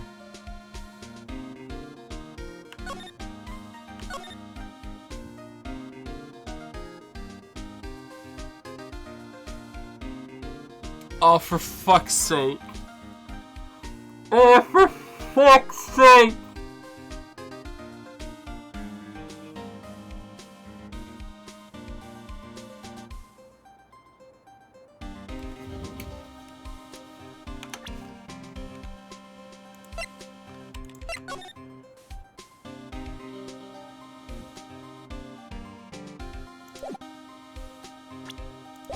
But you should still be able to see the window, right? Or like 1, 2, is that panel there?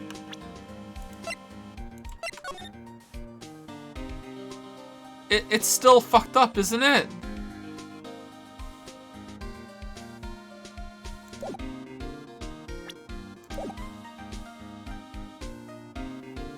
Two roses, thing over there. I guess it doesn't have to match exactly. That could kind of be the corner maybe from that mistake. I don't even from that angle. I don't even know anymore. I don't even fucking know anymore. I don't even know anymore. I don't know anymore.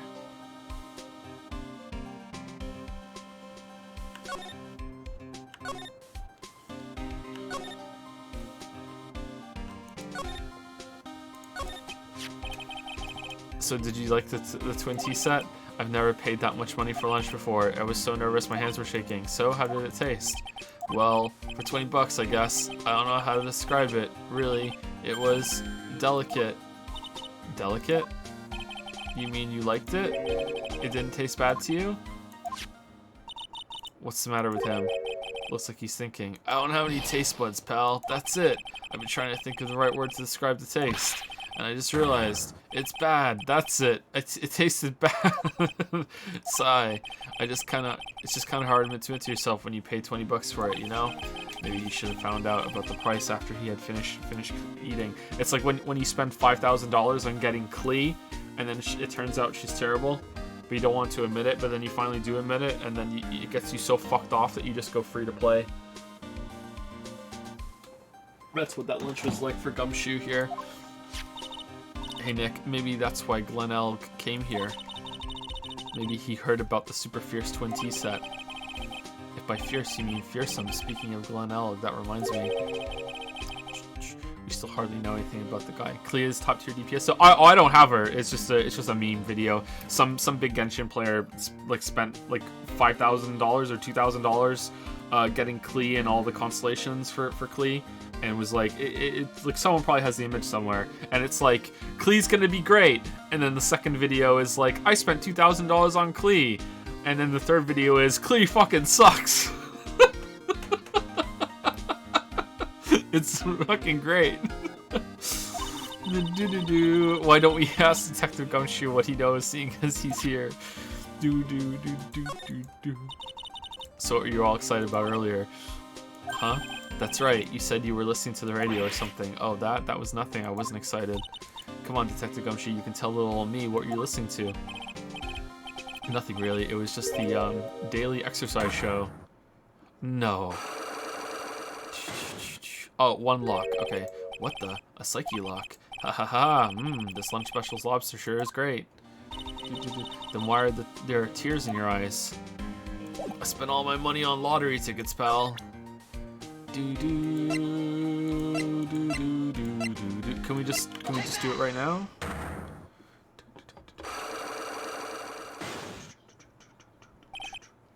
Thank you, Cashel, for the 6-month resub. I think I said thank you to you already, Cashel, but there you go. You get another thank you, just in case. Thank you, Kuze the Yozoka, for the bits. Thank you, Kuze. And thank you, Velp13, for the 2-month resub. Thank you, Velp. And we're about to take break. I think my phone's going to start vibrating any second or any minute, but we'll keep going until it happens. Alright, Seth Gumshoe, tell me the truth. What were you listening to?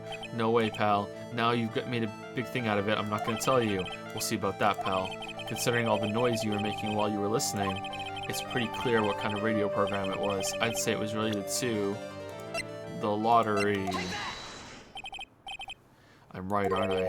You were listening to the lottery results, weren't you? You thought you'd try to win big just like Glen Elg did. It's like you can see right through me. Damn, that was easy, huh? I've cracked them already? See, pal? That's why I said it was nothing.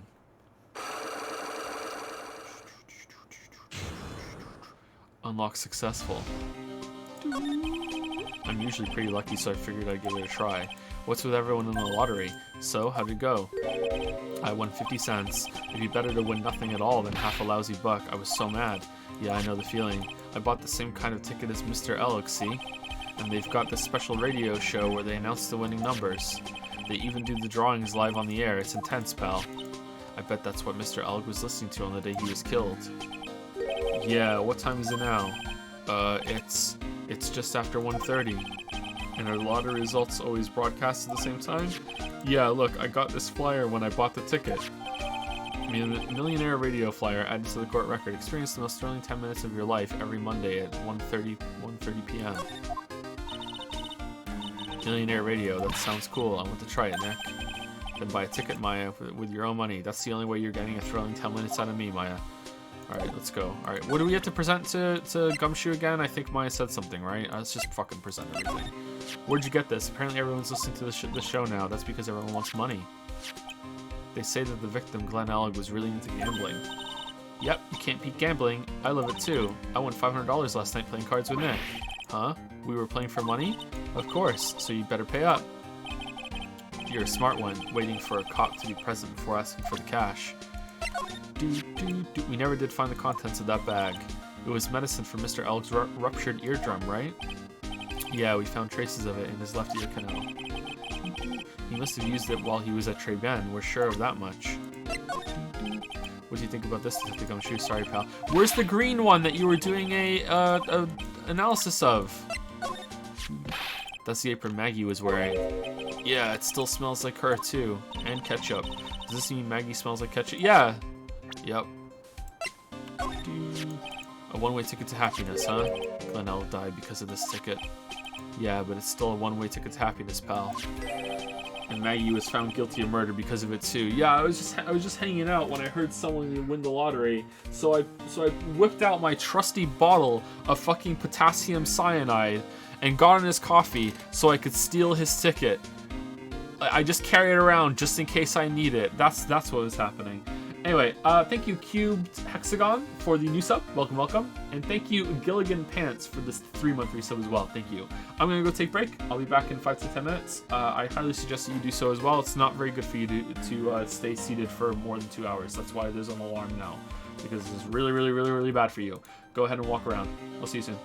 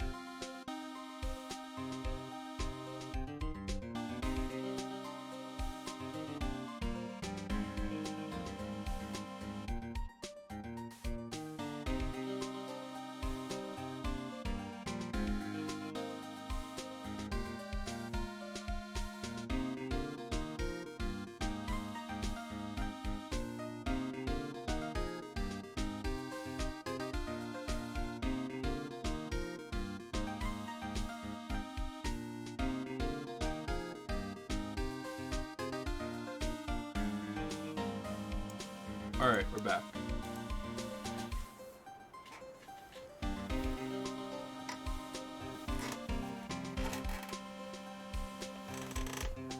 Okay, so if we can get this investigation done in an hour, then we will continue with the rest of the chapter, assuming that the trial is just as long as the other trial. We'll still take a break in 2 hours no matter what. If it takes longer than an hour to get through this investigation, then I guess we're going to be calling it early and we'll just continue on Tuesday. I would prefer to have Ace Attorney 3 done before the Cyberpunk stream, though, if we're going to do that. So I guess we'll see.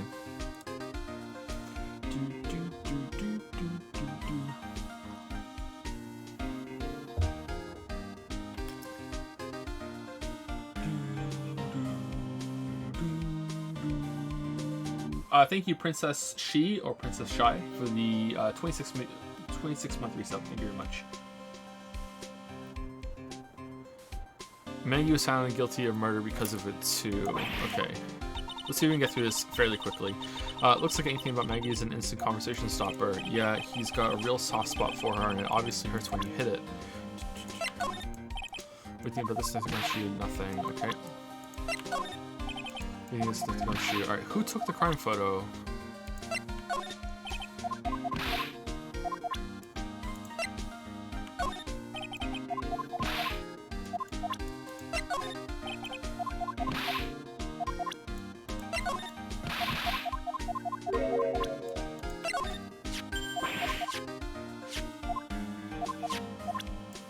Okay, I think that's it done. Alright, so let's go to the kitchen. Huh? Mr. Armstrong's talking to someone. I'll be back next month. Oui, naturalmente. We'll be waiting for you. Alright, not creepy at all. If you haven't got it by then, I'm afraid it might get a little hot around here. No, I will have everything ready, I promise. Yeah, crazy fire starter for sure. I love fire, you know. Yep, there we go. I love the way it crackles. He. No, stop it, I beg you. Then don't let me down. I'll be watching you in my swimsuit. Mas non, this is not necessary. You can trust me, mademoiselle. Talk to anyone and I'll drive a knife right through your heart. Oh man, she's just getting better and better. Oh no, you don't have to worry. You know, you worry far too much. Maybe this will help you relax.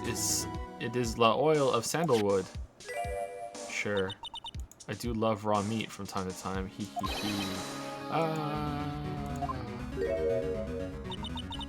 I'll be taking my leave. Goodbye for now.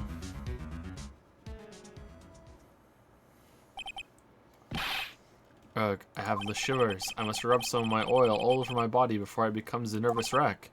There, oh oui, that feels good. Erg, oh la la, ooh la la, excuse-moi, monsieur. My eyes. Your eyes, if you have trouble with your eyes, you need this, la oil of sandalwood. Isn't this just leftovers of what you were just using? You don't exactly have many customers, do you, Mr. Armstrong? No, you are right, monsieur. But perhaps that is the perfect time for you to visit me, no?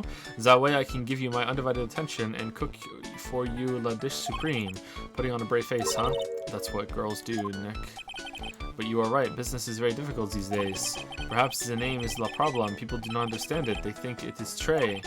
I just wanted people to think that my restaurant was exclusive, but they think you just serve fast food on cheap plastic trays. Nick, that's the kind of thing that can make a girl cry. Have you forgotten that Mr. Armstrong is a man, Maya? If you make a girl cry, but this restaurant is my life, is everything to me. I will defend it to la finale. No one will take it from me. The woman just now. So who's that woman you were just talking to? Oh la la, you saw that. Well, yes, sorry. So, who was she? She looked so polite and graceful. Polite, graceful.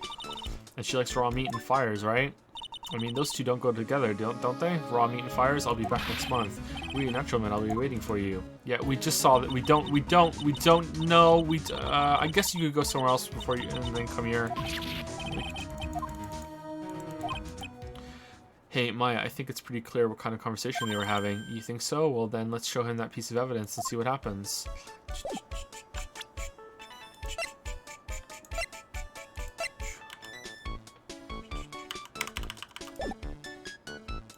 Oh, yeah, right. So long as that paper exists, I am but a delightful angel with the broken wings. An angel, huh? Doesn't bode well when you think about it. They kept erasing me month after month. In the end, I had to give in. I agreed to help them. Help them? With what?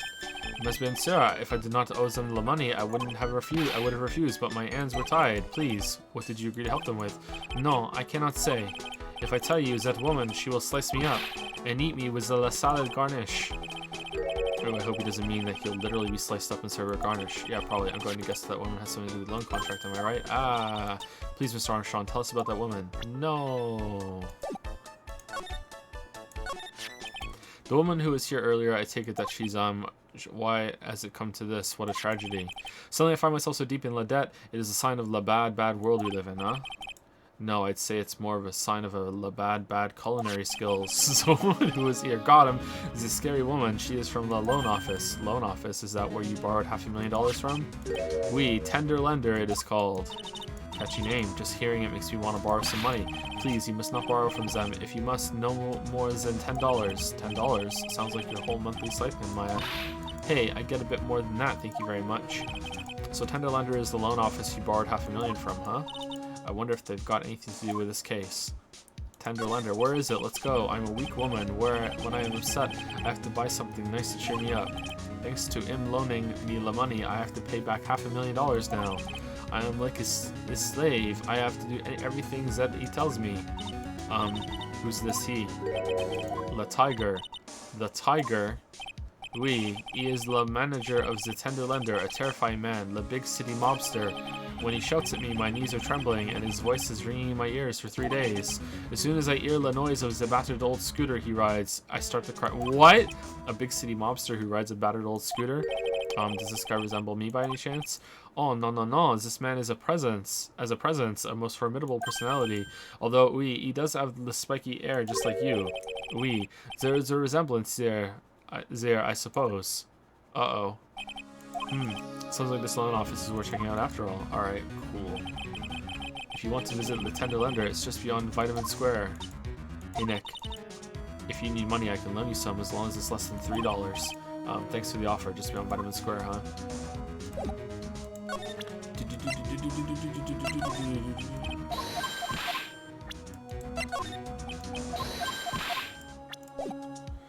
Just while we're here, just to get them out of the way.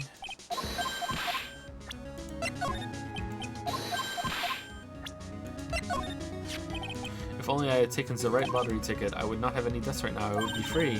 Look on the bright side, Mr. Armstrong, you won $1, right? A lack of remorse for having stolen something priceless.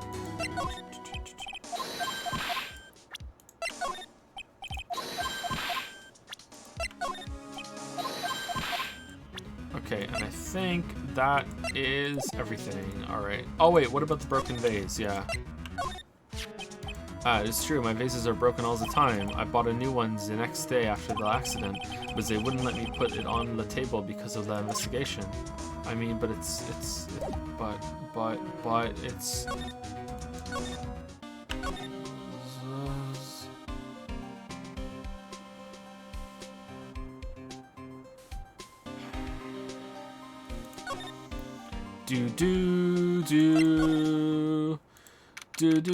January 7th, Vitamin Square.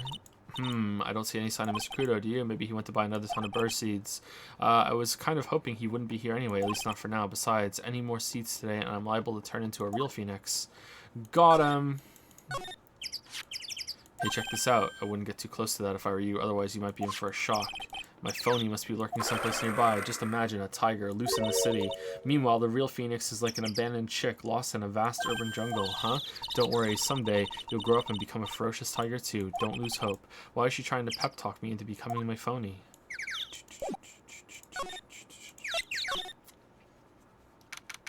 Oh, this is not as crazy as I thought it was going to be. Win through compromise.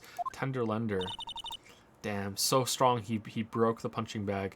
This place gives off a really strange vibe, doesn't it? Looks like the tiger isn't in his lair, and that is, as they say, a very good thing. Welcome, gulp. Talk about a creepy voice, it makes your soul want to shrivel up and die. Welcome. You're here to discuss a loan. Super. No, not exactly. The manager is away at the moment. Wait quietly, please. I'm a nuisance. Oh, CDs. She's gone, just like that. I guess we'll just have to come back another time. But this is the perfect opportunity, Nick. This place reeks of suspicion. Come on, Nick. Let's take a look around, okay? Do you think it'd be okay? Of course. No one will... Coffee? Oh, poison coffee. I'll leave it here for you to enjoy quietly. Yes, thank you. Do not touch the desk, please. Is it made of solid gold? Nick, let's get out of here. Now she wants to get out of here. I'm touching the desk. There's a CD player on the desk, but the desk is so loud, it's a wonder you can hear it. What? The lid's open. I wonder what kind of music the tiger's into. Have you finished the coffee? Yes, thanks. It was lovely. So you drank it all? He. And then they died. If you touch anything else that doesn't belong to you, there's always another cup. That coffee, it was laced with something. I'm almost sure of it. Nick, my stomach, it's killing me. Oh, wait. Maybe it was just the burger I ate for breakfast. I sure hope so. We better take a look at that CD while we're still alive and have a chance. What the? What? It's not the Rocco soundtrack, is it? Claw of the Tiger? Rocco? It's a demo CD. The artist's name has been handwritten on the disc in pen. MC Bomber. What? This must be the CD Maggie told us about. Let's listen to it. I bet it's heavy metal. No way. That woman will make us drink more coffee if we do. MC Bomber adds to the court record. Found at the tender under a sample disc with a name written in marker. Did we steal it? Let's see. The round doll thing is called a Daruma, I think. I figured I'd read a book or two and be more cultured in case you're wondering. You mean you aren't making stuff up for a change? Heh, I bet you also didn't know that no matter what, he'll always right himself. Go on, Nick. Give him a good shove. Only if I feel like dying. Now, this yellow thing, this is a Japanese chess piece. I think it's a king. Not that I'm expert or anything. I'm more of a reversey person, you know. Assuming she knows what she's talking about, these aren't exactly your typical mobster wannabe items. They're not trophies, are they? Gulp. Hey, there's a piece of paper sticking out from under here. What is it? A repair bill? Looks like he did some repair work on his car. Does he even have one? 15,000 to replace a bumper and a light. That's insane. The car's registered to the Cadavernes? Huh? So it's not even the tiger's car. Why would someone else's repair bill be in the tiger's office? How is this relevant? What? Oh, now it's Tigree. Okay. Hey, look at this Parisian-style coat. It's so chic. It looks more like a pimp coat to me. I guess I haven't got an eye for fashion. Hey, look at this. This is the same color as the one you wear, Nick. The same color as my suit. Ah, he's the ultimate cosplayer. Keep your voice down, Maya. And Nick, you've got to take a look at some cake. I'll just leave it here for you. Yeah, sure, I am, thanks. Just wait here quietly, otherwise...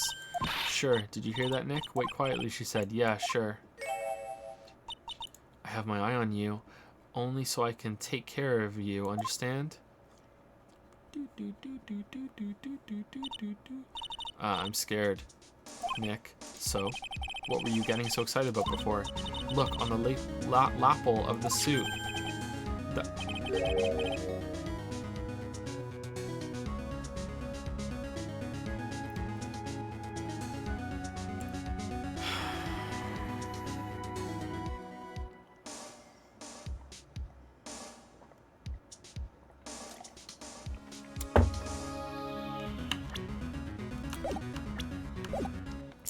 It's not even close. It's not even close. My God. My God. Is the tiger a lawyer? No way. Look at this thing. It's made of paper. That's all it took to get into the...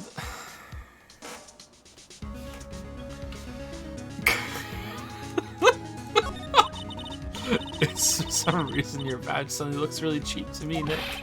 Why doesn't anyone recognize an obviously fake badge when they see one?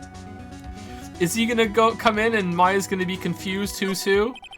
Win through compromise. I wonder what that's supposed to mean. It must mean something if they took the trouble to frame it like that. Yeah, well, it still doesn't make any sense to me. That.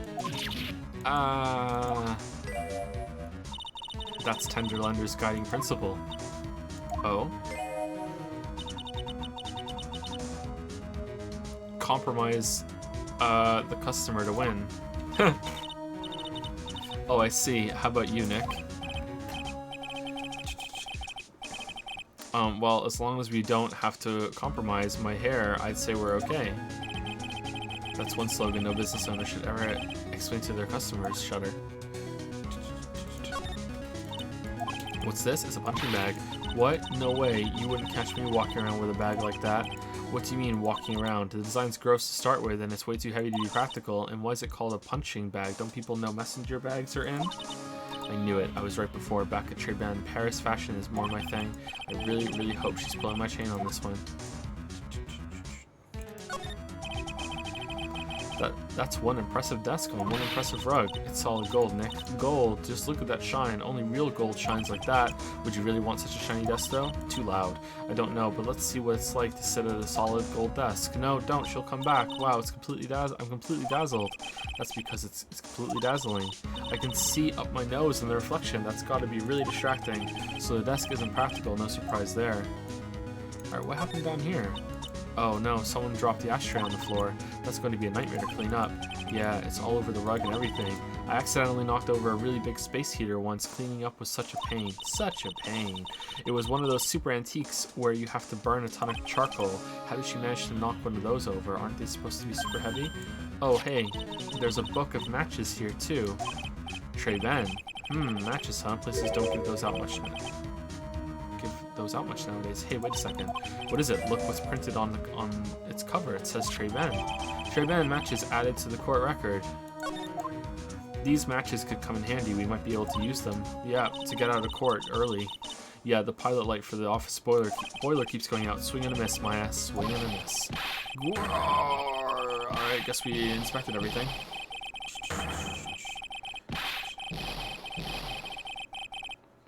Yeah, well, I'm having fun.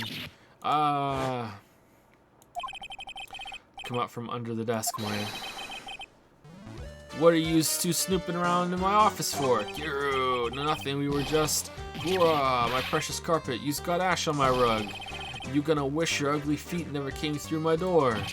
It wasn't us, it was already like, yous wanna argue with me? Is that what you doing? You think yous can take me on? Think you can take me? I'm gonna flatten yous two like into pancakes and turn yous into my new rugs. Oh. Dawn Tiger, you're back. Active voice. It's like evil seeping into your head through your ears. I'm sorry, Dawn Tiger. Don't Iger? Don't Eager? I knocked over that ashtray earlier and... Eek, has she got a death wish or what? Nah, he's scared of her. Oh, right. Huh? Forget about it, Violetta. It's nothing. What? Are these like Bizarro, Phoenix, and Maya? Is it I am? I ain't gonna get mad at you. You too cute, you hear? That's so unfair. Here, have some cookies. I just baked them. And you'll need some strong espresso while you're discussing your loan. Gwar, Phoenix right. Yes. You's either crazy or just plain stupid to chase after me. I worked so hard, but now you's gotta come and mess up my plan. So it was him. He's my phony. Heh, but I don't care. Why are you orange, my dude? Or red? I don't care, no one gets in my way. What? I mean, excuse me? You should have left the little girl at home, right? I have a few things. No questions. This is the last time we meet. Alright. Wait, please. That was pretty weak, Nick. You wait until he was out of earshot before you shout after him, like you're one to talk. Moves are weak. I didn't hear you scream, hold it either. The espresso. And cookies. This woman is definitely not good for my heart. Now, what was it the tiger called her? Violetta. Tenderlender. So, I'm kind of curious about your company, Tenderlender. Viola. With the warm and friendly atmosphere you'd expect from a family-sized business, a conscientious rate of interest, and an attractive repayment policy. Why do I get the feeling the sentence is not going to end well? We will tenderly lend you that little bit extra here at Tender Lender. Hey Nick, things are a bit tight for Wright & Co. at the moment, aren't they? I mean, there's that $500 you owe me from our card game for starters. Why don't you take out a loan? Would I like to take out a loan from a place like this? Not so much. Tender Lender is on your side. Hee hee hee. So, let's say I'm late with my repayment. What happens then? We give you more coffee. Strong coffee. Right. I think I'd rather skip town. Hey, just remember I can make strong coffee too, Nick. Strong tea as well. Wow, she's just admitting to it. Just admitting to it. What happened? So, do you know about the incident we're investigating? What incident? Well, a man was poisoned in a restaurant just near here. That incident. Let me see. I was here that day with the manager being the Tiger. Furio Tiger. Furio? Tiger? So that's where the Tiger thing comes from. Zinniop's got a real name, Nick. Hurry up and find out more about him. What about Dawn? Can I ask you about the Tiger? I mean, Mr. Tiger? Cookie? Sure. How do you like my cookies? I baked them myself. Hee hee hee. With my blood. Go ahead, Nick. The honor's all yours. No, ladies first, Maya. Hee hee hee. No matter how I look at this, I just don't get it. What are the Tiger and this scary girl doing working together? We are lovers. That's not exactly coming across in your tone of voice. And I owe Don Tiger my life. He's the one who saved me. The Tiger saved you? Please address him properly as Don Tiger, otherwise I'll have to. Okay, so Don is a title, and his real name is... I've already forgotten what his real name is. I hope it's on its list. Okay, Don Tiger, of course, I'm sorry. He saved her life. I'd sure like to know how that happened. Alright. Furio, there you go. About this. More coffee? You must have more. Okay. What do you think of this guy? About this. You don't care. Alright, what about this guy? You don't care. Alright, what about this guy? You don't care. Alright, what about this guy? You don't care. This is the one. What about this girl? Alright, you don't care. Alright.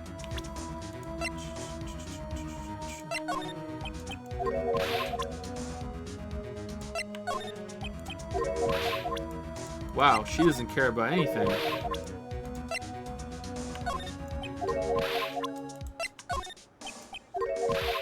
Okay, do we have to unlock her or what? Like, she really doesn't give a shit?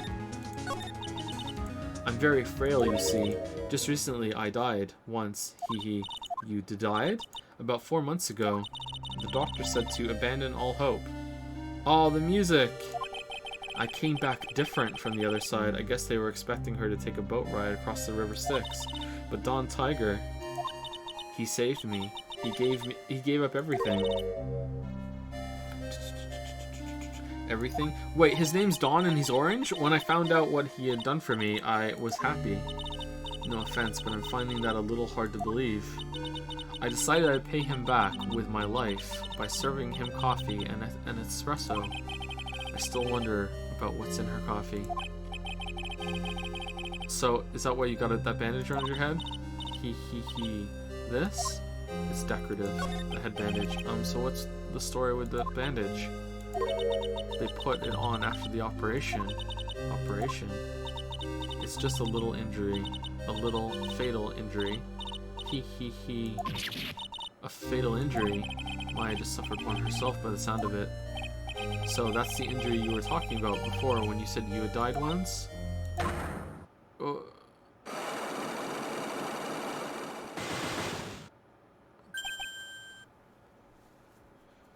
She kinda looks like a nun there.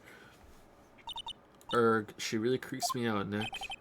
Same here, but we've got to find out the truth. Do we? Alright, there's no way that we have all the information for this, but let's go.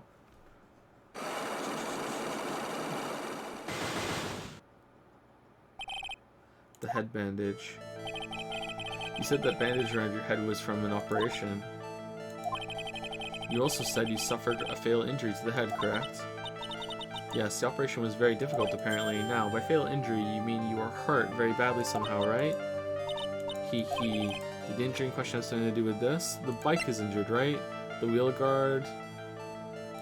Or the ashtray? It's gotta be the bike. Well, donuts? Huh? I baked them myself. Homemade donuts. Have one. What's inside? Jam and... I'm sorry, but I didn't quite catch that. Hee hee. Thanks for nothing. Okay, so no, it wasn't anything to do with that. Okay.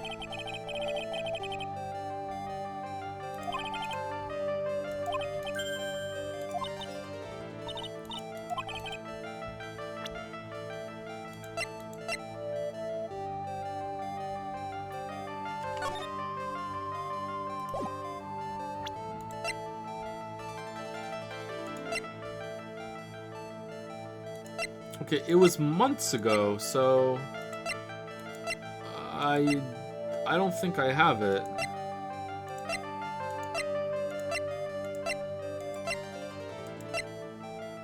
It has something to do with Millionaire Radio. Oh, car bill. Okay. There you go. I have your car repair bill. From this, it seems pretty obvious that this car was involved in an accident. Let me see that. This bill is made out to the Cadaverenis. Yes, it is. I don't think I ever introduced myself. Tell me, what do the Cadaverenis have to do with me? Fucking hell. Viola Cadaverini? Something tells me she's not about to say hi and introduce herself. Alright then. Your relationship with the Cadaverenis is very strong, and this is why.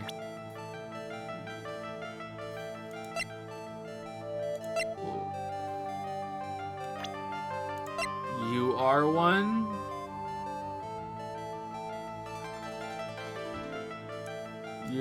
Your family? How do I say that by presenting evidence?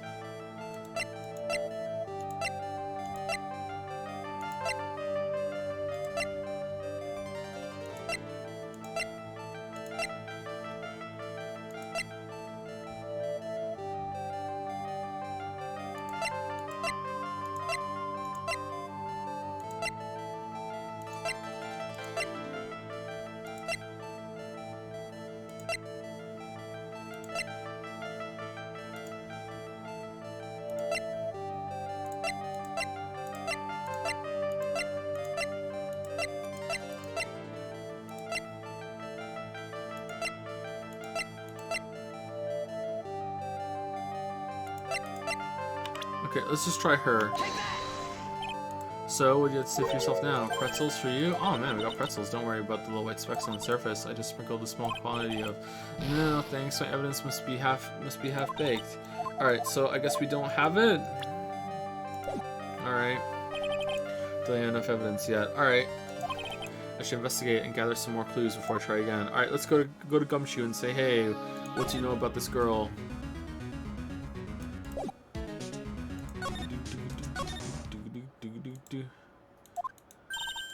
There he is. Old CD's back feeding the pigeons again. There, take this and get out of my park. Like I thought, he's really mad. Come on, Maya, just keep your head down and let's sneak away while we still can. What? Why? Hello, old man. What are you doing, Maya? Huh? Ka. Hey, he just turned his back on us. I'm not surprised. I bet I really hurt his pride in court this morning. Hey, Mr. Kudo. The pigeon. Ka. Look, we really need to talk to you, alright? Out with the demons. I'm with good fortune. Ow, ow, ow. Seeds. Shell splinters. Painful. I always knew you were a demon, Maya. Today's trial.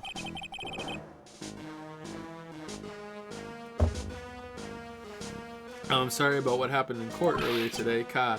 Everyone will be talking about me behind my back now. A dirty old man who was so busy looking at the serving girl's backside that he can't remember her face. A filthy, depraved animal.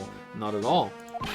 Are you listening to me, boy? I don't care what you say. I saw that waitress put it in. She put some white powder into the young lad's Javachino. Yeah, it's definitely Viola. We hear you. And another thing, the young layabout was wearing an earpiece on the same side as the lens of his broken spectacles. We're really sorry. So I made a little mistake about the vase. So what? I know what I saw. I tell you. Okay, take it easy, please, Mr. Kudo. Don't tell me to take it easy, you spiky-haired brat. Take this. Embroiderer. How's that important? You said you were a craftsman, right? The modern world casts honest craftsmen like me aside in droves. Surely it's not that. I come from a long line of craftsmen, right back to the time of the shoguns. Was that a typo? Did it say shoguns? Never mind. Do you hear me? I didn't become an embroiderer. I was born one. Actually, I'm kind of in the same situation myself.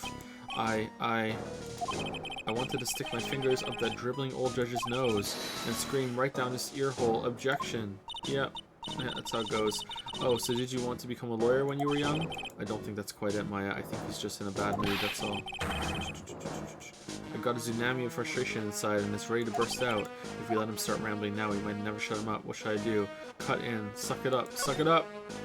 Guess I better let him talk. So, there's not much call for craftsmen these days, then. Of course not, you idiot. All I'm good for nowadays is running errands. Errands? Everyone takes advantage of the elderly. Buy some bread, Gramps. Take the dog for a walk, Granddad. Feed the pigeons, old man. What am I? Some sort of 2-bit community handyman? Well, buy some bread, now that I can understand.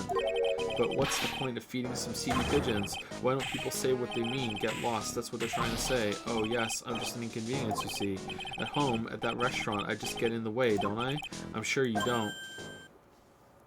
Wait a minute. What did you just say? At home and at that restaurant? Hold up. By restaurant, are you talking about Trebian? Did you get asked to run an errand there too? Yes, I did. The very day that young brat was poisoned. What? What was the errand? So on the day of the incident, what were you asked to do? Glad you asked, boy, because I'll tell you what I was asked to do. I was told to fetch a clock called The Thinker. All of a sudden, that young lad slumped over the table. The serving girl collapsed. And I broke that vase. It all happened so fast, I was in a bit of a daze, you see? Then the owner shouted over to me, "Excuse moi, you, call the police." Call them yourself, I should have said back, but I didn't think of it at the time. So did you end up calling the police? Like I said, I was in a bit of a daze. Did you call them on your cell phone? God, do I look like I'd have one of those newfangled thingamajigs? I went out looking for a payphone, of course. You went looking for one? I couldn't find one right away, you know? Wandered around for 5 minutes or so. 5 minutes? So for 5 minutes after the incident happened. Yes, sirree, the owner was at Trebian on his own. Why didn't you mention this in court this morning? Well, I thought we already knew that. Well, I would have if you'd given me the chance. We knew that for sure, didn't we? But you all bullied me out of the courtroom. So I thank you, Mr. Kudo. You certainly earned your kudos for today. Wait a minute. If that's the case, there's more. I've got more to say. Oh yes, I remember something else. It's not my fault. You're the ones to blame. You could have at least told us before we got to court. Is it really that important that Mr. Kudo was the one who called the police? Yes. What's important is the uncounted time before the police arrived. The victim was dead, and Maggie was unconscious, which leaves that man, alone in the restaurant. Mr. Kudo might have been chased out of the place on purpose. What do you mean? Maybe a certain someone didn't want him in the restaurant. Oh sure, you go ahead and say I was in the way as usual. I suppose I should have been getting myself covered in pigeon poop instead, We need to get more details about what exactly happened from Maggie and from Mr. Armstrong. Alright. Hey, do you know anything about her? What about this guy? No.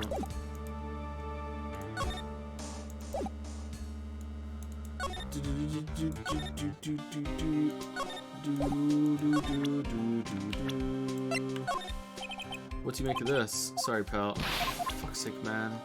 Really?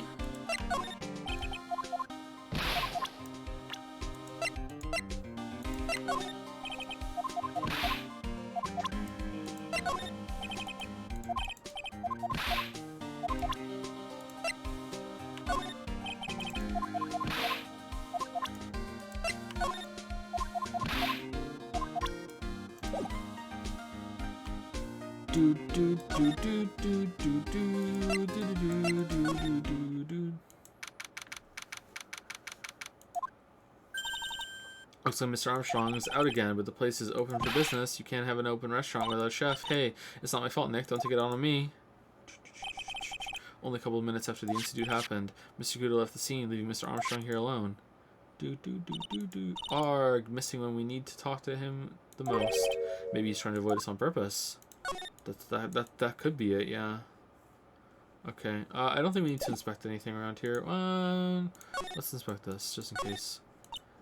Now this is one large mirror. No, that's the same thing. Okay. Huh? That's it? Yep, that's a poem for you. Okay. I think that we're going to the detention center. I've never been more wrong. Okay, let's go to criminal affairs and look Viola up. Well, I officially lost as where to start. Yeah, me too. Let's try some brainstorming. You first. I guess we should try to put Mr. Kudos Sesame into some sort of use. Yeah, that's true. And we need to figure out the identity of the waitress and who the victim really was. Somehow, I think the key to this case has got to be a Très Bien.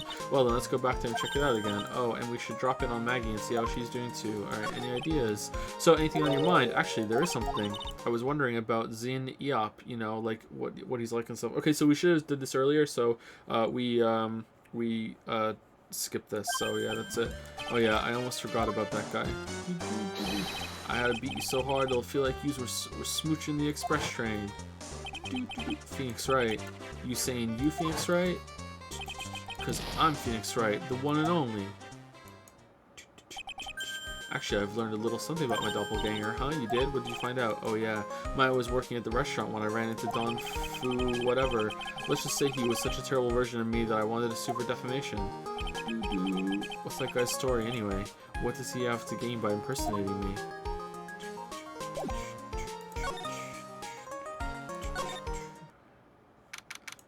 January 7. Looks like Gumshoe's not here. Never mind that. What's going on? It feels different in here somehow, you think? Yeah, everyone seems to be on edge. What are you doing? Calling officers for the briefing. Quick. Keaton shut down the station server. Chief, quit playing on the internet. But my email pen pal... Leet Asian princess? Save it for later. I'm turning it off now. No. Everyone's keeping busy in here, huh? Keeping busy. More like some... I just skipped over that. Sorry. Something's going on. Something big.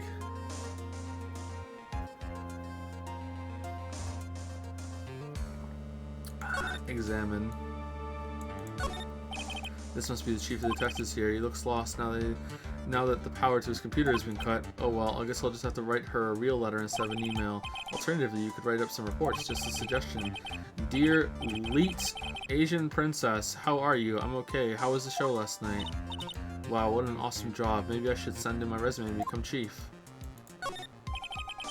That must be one of the detectives. He's mumbling something to himself. Even pickpockets can have their pockets picked. That's a keeper. Better go to with something that doesn't sound too much like a slogan. He must be coming up with slogans for a crime prevention campaign, but I'm not sure even he knows what kind of crime he's trying to prevent. Alright, can we go look at the computer? These are the detectives' desks. There are computers and files on each one. Funny, they're a lot tidier than I expected. I guess the detectives don't spend a lot of time at their desks. Okay, what is going on here? Poster of a female police officer. Wait, no, that's the latest Babes in Uniform calendar, my bad. Alright, that's still a thing.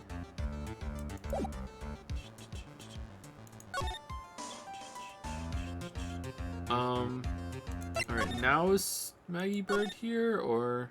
Huh, I thought we could do something there.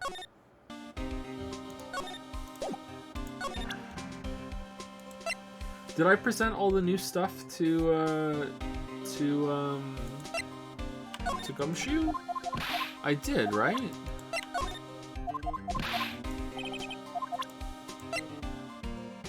Yeah, for sure. And I presented... Right? And I did all this already with him, right?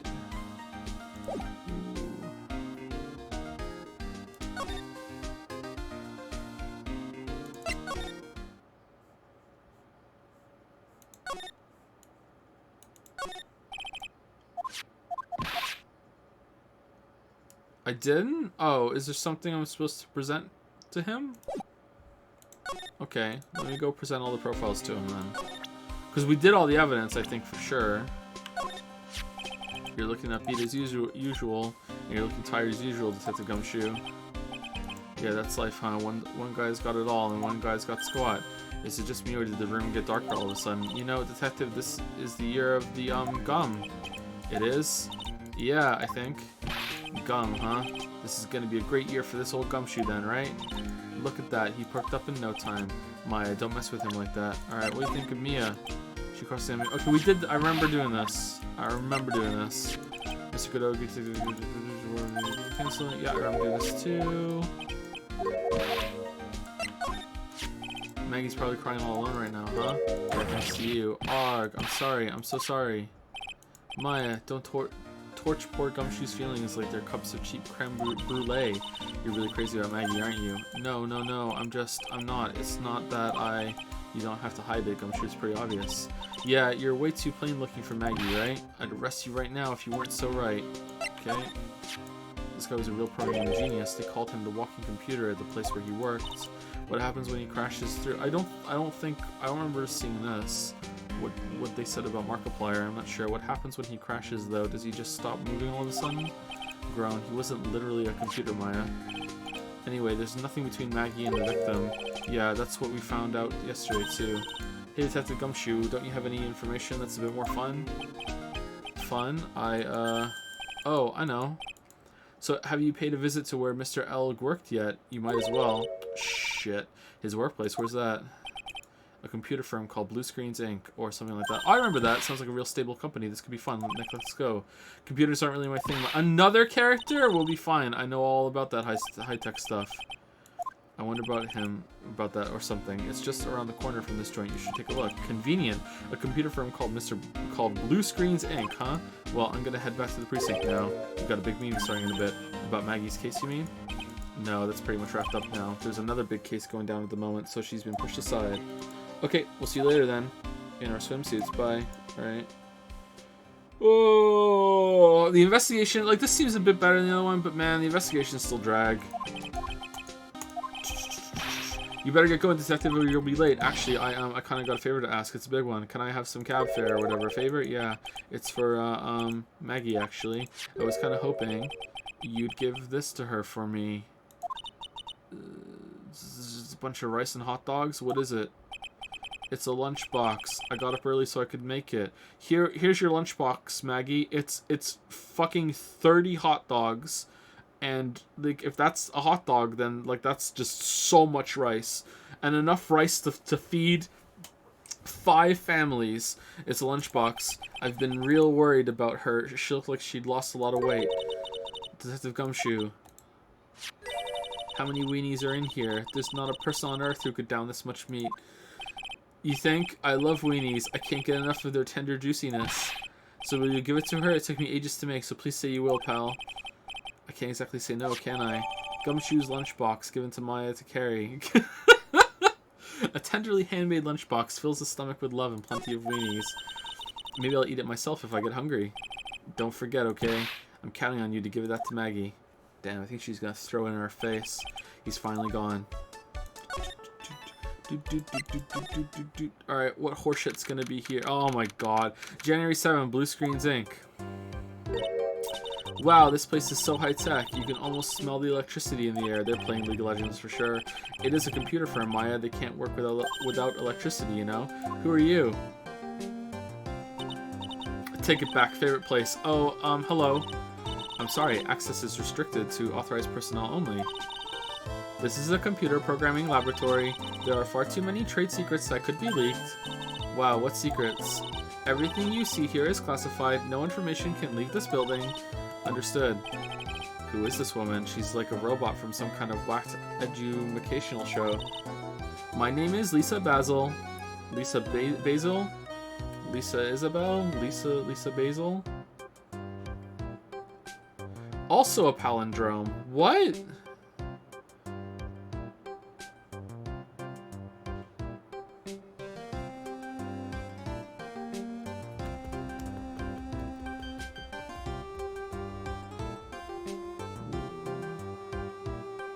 Okay. I'm the company director. Director? She's human? She seems more like a ghost in a shell. And that thing over her eye, isn't that the same device as Glenn Elg's? That's a DMH, right? Nice try, but it's the other way around, Maya. It's a HMD. All of my programmers here at Blue Screens Inc. are supplied with HMDs. Then do you write programs too? No, I just enjoy wearing this and also killing people when I sneak into restaurants to poison their coffee. They are pretty cool. I wouldn't mind one. You can't have one.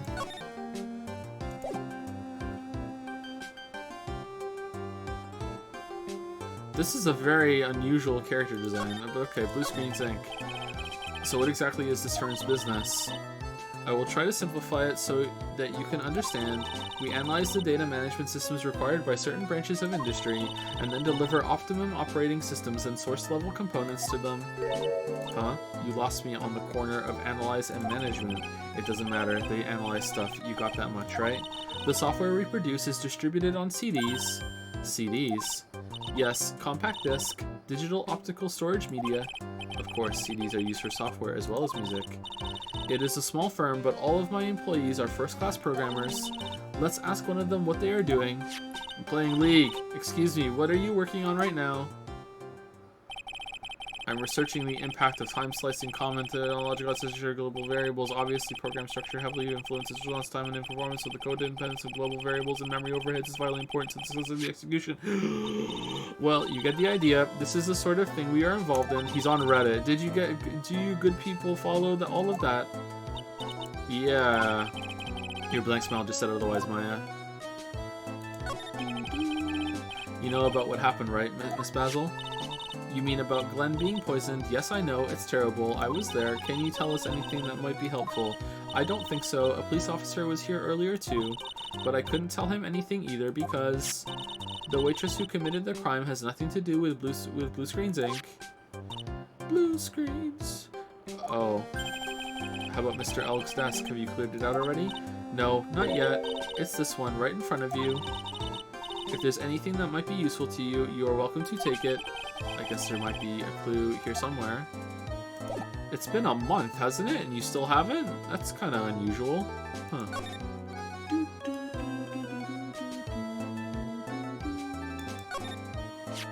Wow, look at this mess. Looks like they're all betting tickets. What kind of betting tickets? For betting on which horse will win a given race. They're horse racing tickets. Oh wow, his drawers are stuffed with full of these. Looks like they're all losing tickets though. Glenn Elg's losing horse racing tickets gathered up. 500 of them. Holy shit. This many tickets would get you, what, $1 down at the recycling center? But I didn't know you were so hard up that you tried to profit from the dead, Nick. I'm just taking them as evidence, Maya. He's really pounding that keyboard, isn't he? Wow, I bet that's where the pro and programmer comes from, huh? Aw, man! I guess I shouldn't be resting on my laurels. Gotta expand my skill set and all that. Yeah, that's a good idea. Maybe I could become old C's apprentice. And what about your spirit medium training? Nah, fuck that. Is this manga? Wow, look at this desk, Nick. What a mess. Looks pretty average to me. But you can't get any work done with everything all over the place like this. You think real whiz kids can work under any condition, you know? She's trying to hint that I should try to tidy my desk more. I'll clean up my desk when Maya stops asking silly questions. No hurry then. Hey, this calendar. It's in the shape of something. It's the thinker. What about it? If this is another hint about tidying, you can forget it. Someone's marked December 3rd in red pen. December 3rd. That's the day Mr. Elg was murdered. Is there anything else? Yeah, it says, meet with the tiger. The tiger? Glenn's calendar added to the court record. Meet with the tiger.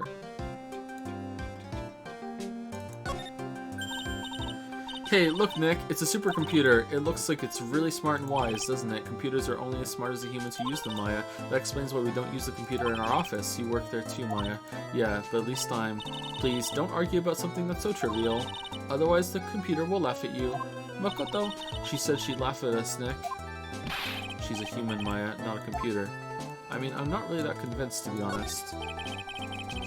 Those pillars look almost like they're moving. It's kind of unsettling. Nah, they just look a bit twisted or warped or whatever word I'm looking for. This office was designed with a futuristic feel in mind. Nah, futuristic? Yes, we tried to imagine what things might look like in the future when we designed it. It helps to soothe something about soul and calm, maybe. I hit the button, I'm sorry. On second thought, I agree with you, Nick. This place is really unsettling. Alright, are we done?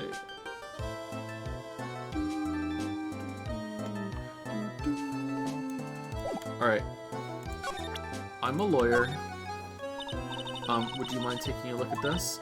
I'm sorry, that data is super admin restricted desktop access password protected. What?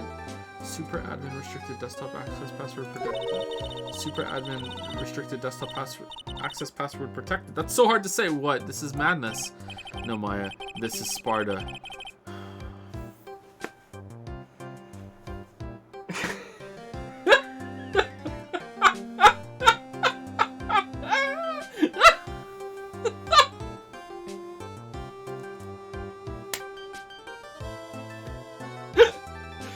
Madness. No, Maya, this is Sparta. She won't tell us unless we say the right code word. That movie's fucking great, isn't it? 300 is fucking fantastic.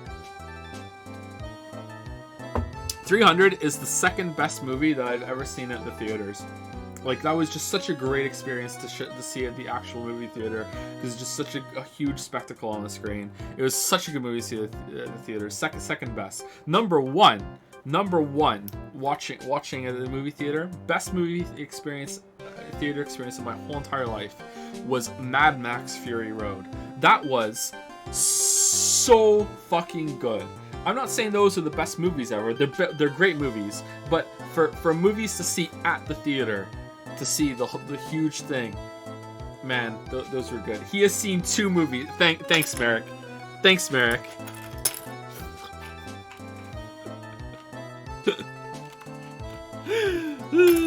Yeah, Mad Max Fury Road was the best movie to see in the theater. No way, this is Sparta. A code word, Sesame. Sesame. Accepted. If it's not Sesame, then it must be her mother's maiden name. That's how it always is. There's no point in having a password if it's always the same thing, Maya. I guess she just doesn't want to talk about this. Maybe we should focus on asking about Glen Alg. What do you say?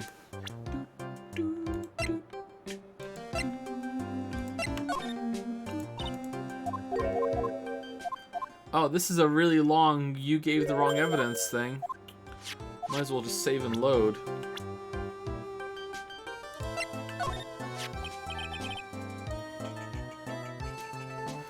About Mr. Elg, he was a top programmer. I would even say he was a genius. But he did suffer from 1 or 2 bugs in his personality. Oh, like what? He was a bit of a loser. Perhaps that would be the best way to describe it. That's what got him into trouble. What's the matter? He was a top programmer. I would even say he was a genius. So he was really no trouble at all. A model employee. Hey, wait a minute. Just now you said something about him being in trouble. We've got to find out what this trouble was exactly. Okay, can we talk about it? Glen's troubles. About Mr. Elg. He was in some kind of trouble? I'm sorry, why would you think that?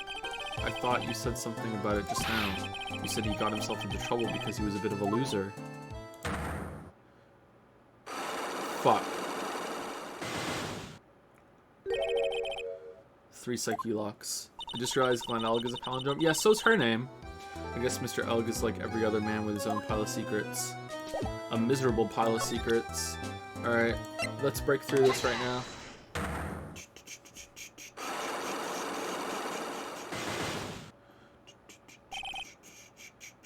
Glen's troubles. So how about you tell me what kind of trouble Mr. Elg was in? I'm sorry, sir, but we don't deal with troubleshooting here. Perhaps you'd like to speak to someone in customer service. What's she talking about? I guess I'd better take a shot and just see where it gets me. Miss Basil, let me ask you something. Did Mr. Elg's troubles have something to do with this? The tickets. What is that? A bunch of horse racing tickets, all losing ones. With that many tickets, you could get $1 at the recycling center. Yeah, that's what Maya said. You good people are very, very bad. Cashing in on others' misfortunes is immoral. Is that a whiff of hypocrisy I smell? But what is the relevance of these tickets? The victim, Mr. Glen Elg. He had a gambling habit, didn't he? I don't think that's a logical conclusion based on the facts. Everyone likes to go to the races from time to time. There are 500 tickets. Yeah, but not everyone buys this many tickets. Anyway, I don't believe that proves anything on its own. Did Glen Elg play Genshin Impact? You're right, but I'm not through yet. Mr. Elg's gambling wasn't restricted to horse races, was it? Alright, the lottery ticket. Or this. Yeah, victim's lottery ticket.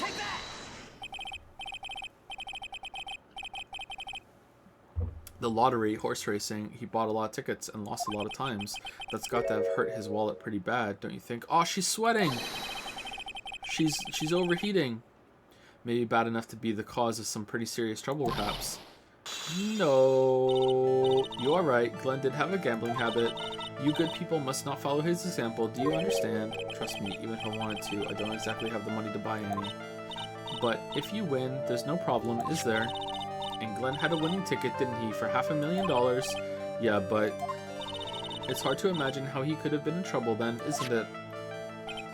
It's true that Mr. Elg won $500,000 in the end, but that was his first stroke of good luck. He was in deep trouble before that. Deep trouble? What do you mean? Mr. Elg's real problem was someone or something more terrifying and ferocious. Meet with the tiger. Number 15. Burger King foot lettuce. Mr. Elg met with someone on the day he was killed. He even made a note on this calendar about the meeting. Meet with the tiger. What is the relevance of that? Maybe he just really likes Frosted Flakes. Are you trying to suggest Glenn was meeting him to discuss his debt? Yeah, that's what I'm thinking. Thinking I'm back, but I have never heard anything about this tiger before. Maybe he's not even human. Maybe he really is a tiger. I'm no programmer, but does she really expect me to buy such messed up logic? In that case, I think it's time to introduce you to the tiger. Furio Tiger, aka The Tiger, is the boss of a loan office called Tender Lender. It kind of bothers me that you have to present multiple pieces of evidence for each psyche lock sometimes. It should be one lock, one evidence. That's how it should be. This is who Mr. Elg met with on the day of his murder, and the only thing a loan shark would talk with him about would be his debt. No. It's true that Glenn had racked up quite a bit of debt from his gambling habit. About $100,000, I think. $100,000? Ouch. But I heard he won the lottery, so he should have been in the clear. Shame Maggie couldn't get a bit of that good luck. Okay, so the guy got lucky and won the lottery. But what if he hadn't won? What was his plan then? Well, this isn't easy to say, but he has 2 kidneys. He said he would use his talents to repay the money. His talents? I suspect he was talking about programming. What computer program is worth $100,000? An illegal one. Perhaps you good people should leave so I can get back to my work. I'm so close to cracking her. The program in question, was it by any chance this?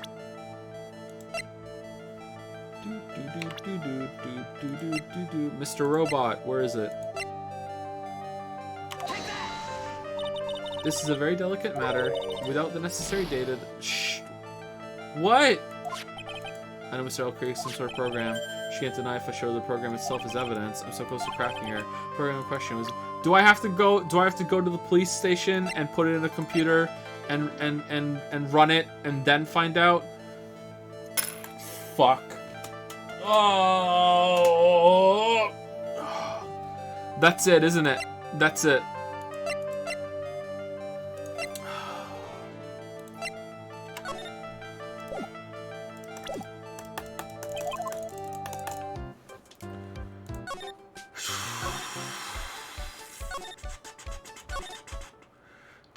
January 7, detention center, visitors room. Oh, right. Mr. Wright. Oh, hello, man. Okay, so I don't think we're going to be finishing this chapter here today, everybody. Like, I think we're going to finish the investigation, and then we'll call it, and then we'll be back on Tuesday to finish that and start the next one. I don't know how we're going to finish this in time for Thursday, though. Maybe we need to do an extra stream. Maybe we'll do a stream on Monday. Let's see. Hello, Maggie. So they finished questioning you? Wasn't it just unbelievable in court today, sir? I'm going to stay up all night and blog about everything that happened. Weren't you scared? It was pretty touch and go in there. Yeah, but you totally nailed that old man. Well, he was all over the place with his testimony. He's not the only one. Huh? What do you mean? Everyone else's testimonies don't match up either. Not with what I remember of the incident, anyway. Is it possible she's the one misremembering things?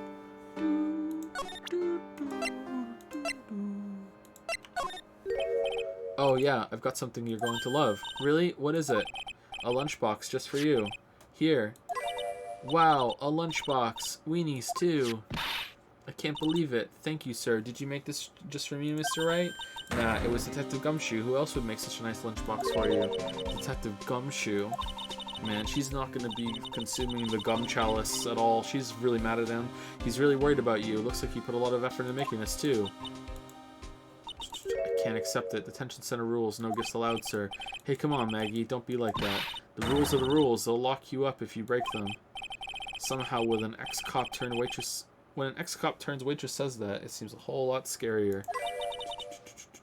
And anyway, I hate weenies. No, you don't. Oh, really?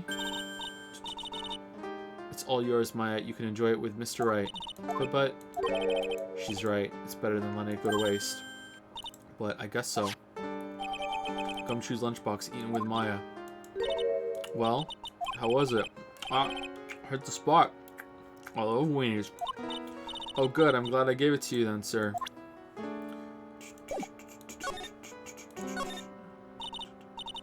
Maggie, you know how you said that everyone else provided testimony that doesn't match up with what you remember? Yep, there are just so many things that don't seem to add up. The biggest contradiction is the other guy I saw at the victim's table. He was the one who slipped something into the victim's coffee. I'm sure it was him. Look how there's suspiciously no background for this art. But didn't Mr. Kudo testify earlier today that it was the waitress who put some white powder into the coffee cup? Let's put some love in our coffee. Rainy day Wednesdays. So you really think it was this disappearing man that did it? Well, he's not the only thing that disappeared. The CD vanished as well. You know, the CD with the writing on it. Oh yeah, the MC Screwdriver album, right? It was MC Bomber, Maya. That name was scrawled on the sports paper as well. They never did find that CD at the crime scene, sir. Or the victim's medication. That's gone missing too. Ouch, my head. This is getting way too complicated for me. You said that you passed out when the victim, Glenn L., collapsed, right? Yes, it's so embarrassing. I mean, I used to be a cop. When I came to, the restaurant was buzzing with police. And before I knew what was going on, they arrested me, sir. Were you drugged too, maybe? Like, really? Or did you just pass out? So between the time the victim collapsed and the time the police arrived on the scene, you have no idea what went on at Trey Ben. No idea at all. Why? Is it important, Mr. Wright? The other witness, the old man from the park, was pretty much chased out of the picture. Chased out of the picture? What do you mean? Old CD wasn't inside the restaurant because he was told to go call the police. Exactly, and you, Maggie, were unconscious. That means Mr. Armstrong was alone in the restaurant for a brief period of time. No. You don't think Mr. Armstrong set me up, do you? When you consider the facts. Is such a thing possible? Yes. It's hard to imagine that Mr. Armstrong isn't involved in this at all. Grr, it's like the master biting the paw of the dog that it feeds. Are you sure about this, Mr. Wright? Well, the old man said as much when we spoke with him earlier, and everything he said before has been really accurate. I don't know. The things that the man says don't add up for some reason, sir. Maggie looks like she's trying to figure something out. Maybe we should ask Maggie exactly what she knows about old CD.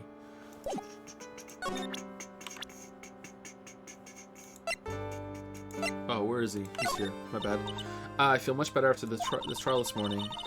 I've been a bit of a courtroom proceedings addict for years now. It feels like forever since I saw a witness as slippery as that old man. He's not really that bad of an old man, though. Still, I feel a bit uneasy. Huh? I thought you just said you felt much better. Maggie, if there's something on your mind, you've got to tell us. Especially if it has anything to do with Mr. Kudo or his testimony. Roger, I'll spill all of it and see what you make of it. Okay, what do you know? What do you think about him now? Well, in time between the victim was being called, the only person who... Okay, I thought it was going to be the same thing as last time. So then why'd I hit it? I don't know. The only person who was on the scene and had any chance to do anything was Armstrong, and there's no one else there. Mr. Armstrong wouldn't set me up, would he? Okay, what do you know about her? I know he used to be on the police force, sir. Okay, you don't know anything about her. Alright, what about him? Holy smokes, that's him. Huh? That's your phony, Mr. Wright. Just look at that ridiculous suntan. Suntan? For the record, I'm not sunburned like an overdried tomato, so I don't know how. He told me he'd been on a business trip to Hawaii, and that's where he got the tan. I'm not hearing this. With Chadworth.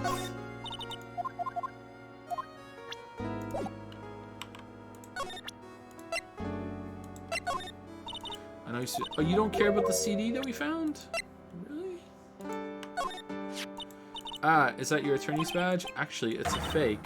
Holy smokes, that's it, huh? That's the badge your phony had, Mr. Wright. You got duped by this?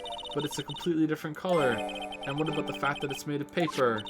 He said the badge got a tan as well while he was in Hawaii on business. I'm beginning to see how my phony was able to gain her trust.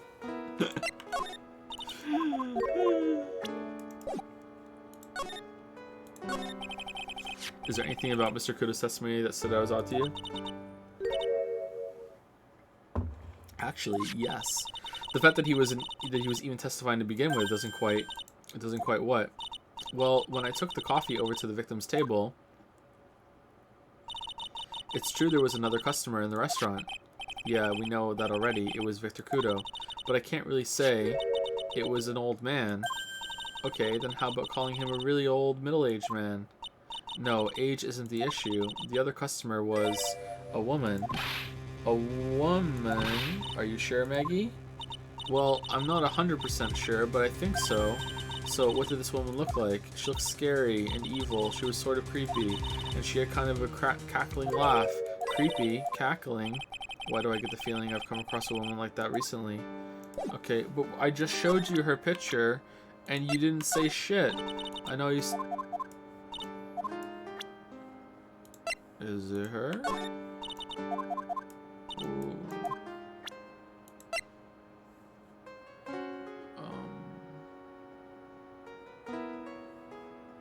Was it Mia?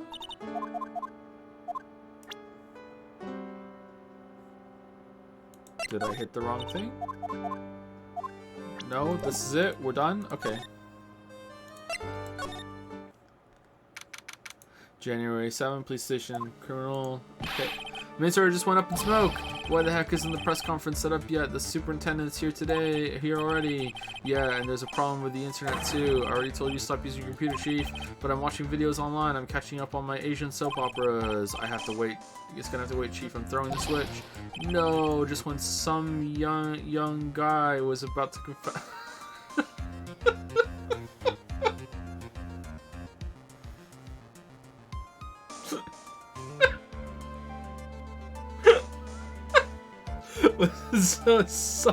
to his son's hot to trot girlfriend. Wow, this place is really buzzing. Something must be going down, something really big. Huh? What are you doing here, pal? Detective Gumshoe. You can't be here right now. You'll be roped into the briefing if you stay, huh? We've got big problems here today. Why? What's going on? It's a virus. A virus. A virus? There's a virus ripping through the precinct's computer system. But I really need to ask you some questions. Tender lender. Okay, I'm only going to say this once, so listen up. Yes, no matter how poor you get, never borrow money from a place like this, you hear? Okay. If you got money trouble, just go on a diet of instant noodles and hang in there. We're not thinking about borrowing money, detective. We want information. Oh, is that all? Well, let's see. Tenderlander is considered to be even fishier than the average illegal loan shark, and it seems it ran into trouble just recently. Those guys have been pretty heavy-handed, calling in all their debts. Really? Don't go poking your nose around in their business, pal. You'll really regret it if you upset that lady. Alright, I get the picture. Hey, wait a minute. Lady? What did he just say? That lady. Who's this lady he's talking about, Nick? We better find out what the story is with this lady. So what exactly is a computer virus, Detective Gumshoe? I don't know. What? Look, I just go with the flow, alright, pal? And here I thought detectives were supposed to be somewhat knowledgeable. What's with that face, pal? You think you know what a virus is? Well, Nick, do you? A computer virus? Sure. I mean, only in simple terms, of course. Really? Wow, you know everything, Professor Nick. Yeah, I'm gonna call you Dr. Wright from now on. Hey, that sounds pretty cool. Don't you agree, Dr. Wright? Why do I get the feeling they're making fun of me? Okay, fine. I'm no expert, but I can at least explain the basics to the two of you. What's a virus? A virus is a program that gets inside a computer and causes damage. Damage? You mean it makes the machine go boom and explode? No, the damage is, well, it's all internal. So the inside goes boom, right? Imagine all the case data you've got stored on your PCs here in the station. A virus could wipe out all that. That's the kind of damage I'm talking about. Wow, that's scary. Yeah, and what's even more scary is that viruses are infectious. Infectious? Most computers are connected together on a network, right? A virus can move from one machine to another over the network, so the virus just keeps spreading faster and faster. Humph. Just like a real virus, huh? But Nick, why would anyone want to make a program like that? Yeah, it takes ages to type in all that data. Why would you want to destroy it, pal? So it like corrupts cases and shit. No, people don't infect their own machines. They send the virus to someone else's. What? That's horrible. Oh, I get it. It's like you sneezing on Mr. Godot so he catches a cold. Right, then he wouldn't be able to turn up in court because he'd be too sick. You really shouldn't do stuff like that, Nick. It's wrong. Who, what, where, when, and why did the conversation jump to talking about me? Anyway, that's what a computer virus is, a bad program that causes damage. Yeah, Phoenix is a lot smarter when he's not on the screen, huh? There is a sharp fucking dissonance between courtroom on the screen Phoenix and talking from the fucking player's perspective Phoenix. And all the different viruses have names, right? I kind of feel like I've heard the name of the virus we caught somewhere before. The name of the virus, huh? I feel like I've heard of it before too. What's a virus? All right.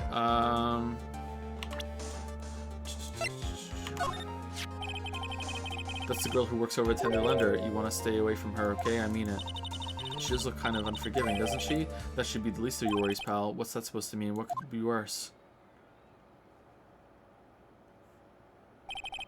Her name's Viola Cadavereni. She's the only granddaughter of Bruto Cadavereni. Well, he seems like a nice man. Bruto Cadavereni. Do you know who that is, Nick? Never heard of him. Bruto Cadavereni's the boss of the Cadavereni family. The Cadaverenis? That's one scary sounding name. We can't touch them. They're way too powerful for the police. But you're thinking of taking them on, aren't you? No, I don't remember ever saying I was going to. I better get some more info out of Gumshoe about this family. Hey, can I put the CD on your computer? Gumshoe, about this. Oh shit! It is something. The name scribbled on the sports video CD. That's the name of the virus. MC Bomber. What? Yeah, the virus has just infected every computer in the station, pal. It's MC Bomber. Can you give us any more details, please?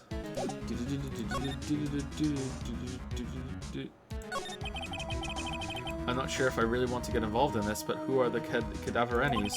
Who are they? A scary bunch of people, that's who. You're a cop and you're scared? What's that about? Trust me, it doesn't matter if you're a kid or a cop. These guys are scary. They've got some serious clout in the criminal underworld. We can't touch them. They've got too much moolah. Moolah, as in, they pretty much control all the cash on the city's black market. The black market, huh? And that includes Tender Lender, I take it? Sure. No one stands up to Bruto Cadavereni, and I mean no one. Interesting. So Viola's the granddaughter of some mafia boss, then. Yeah, and everyone knows how much Bruto loves his little girl. She means everything to him. So, how did she end up at Tender Lender? I don't know, pal. But I heard she and the boss of Tender Lender are pretty tight. Tight?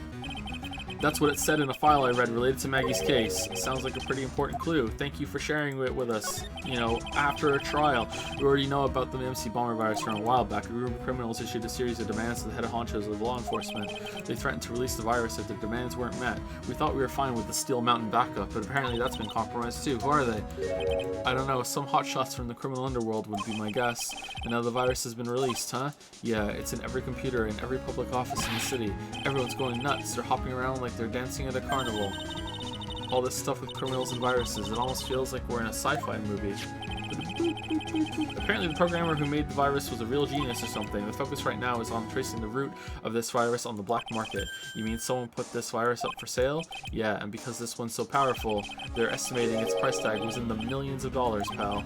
In the millions? A virus can be worth that much? MC Bomber updated in the court record. Found Tender Lender. So now we can go back. I can't believe it. Almost forgot the most important thing, and that is, you know, the lunchbox. How did everything go? Lunchbox. You remember the weenies? I hate weenies. Oh yeah, those weenies. So how did my weenies taste when they went down the hatch? They were really good. Well, it was delicious. Yeah, that's what she said? Really? Well, not exactly. Don't worry about it, pal.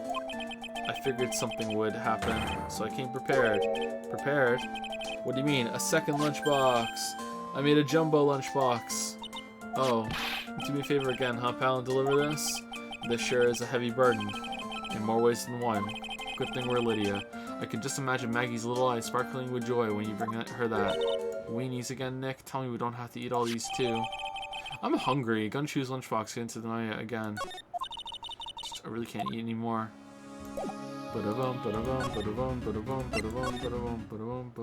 Oh, she's gone! Oh man, who are we giving weenies to now then?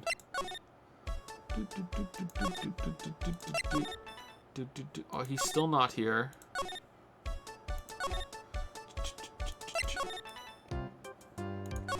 Alright, time to do it all again because that's the system that we have here. What a wonderful system. I hope this is better in subsequent games. Okay, so what was it? It was the tickets first, and then the lottery ticket, and then the calendar, and then fake Phoenix, and then the virus. So if you weren't here earlier, we've already did this, and we didn't have the last piece of evidence to break the last lock, and you have to repeat it, because that's how the game is. I skipped over it. It's here.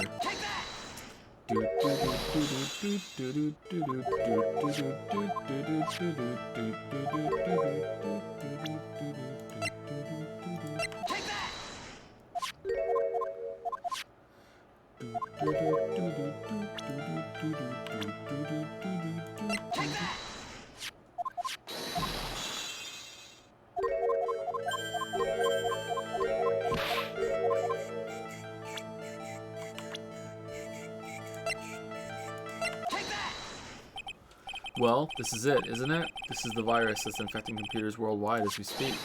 MC Bomber. No.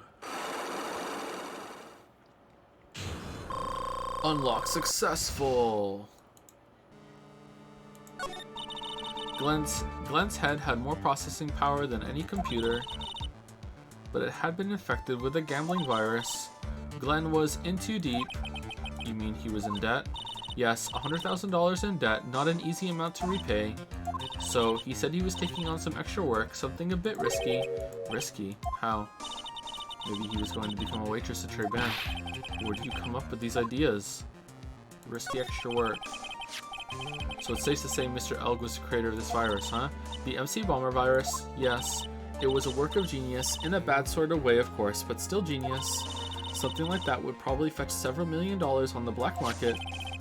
Inconceivable. Gumshoe is right for a change. Okay, so he was meeting dude who is doing things at behest of Cadaverani family, because he's being held. So Cadaverani family is putting pressure on this guy to get some solution or something, or I don't know.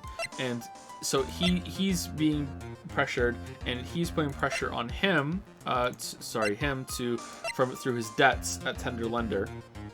So then he goes with the virus to sell to him for like a shit ton of money or clear the debt. And then as he's about to give him the CD, he wins the lottery, and now he's like, well, now I don't want to do it. I don't have to do it. Fuck, this deal's off. And then he gets mad, or she gets mad, or something goes down because he wants to back out at the last minute after he finds out he doesn't do this, has to do this shady shit anymore. That's what I think. Inconceivable. Gumshoe is right for a change. This date, December 3rd, this is marked on his calendar. That was his deadline for repaying his debts. Worth millions of dollars. I guess we won't be needing these horse racing tickets anymore. Glenn Elg's losing horse racing tickets thrown back on the floor. But that's $1. The recycling plant. Use a trash can, Nick. Alright, and now are we done now? Can I just present this to you for more information, just in case? Oh no, we're doing Sparta again.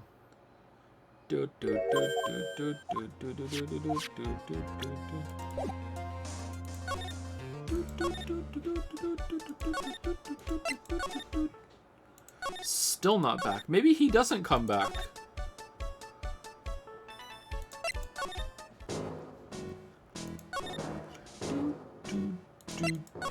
Why does Glenn have a taco cat name? I forgot the word for it. Palindrome?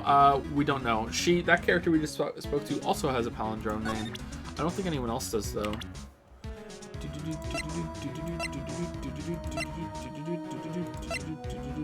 Yeah, he does. And, so does she.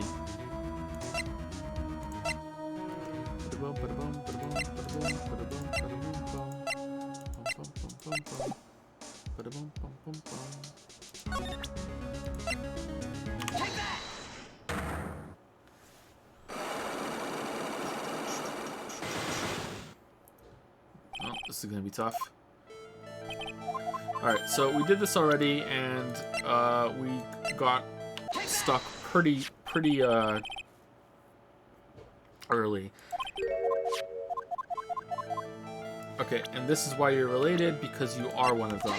And that's it. Okay, so this is all new after this. I know exactly who you are, Viola Cadavereni.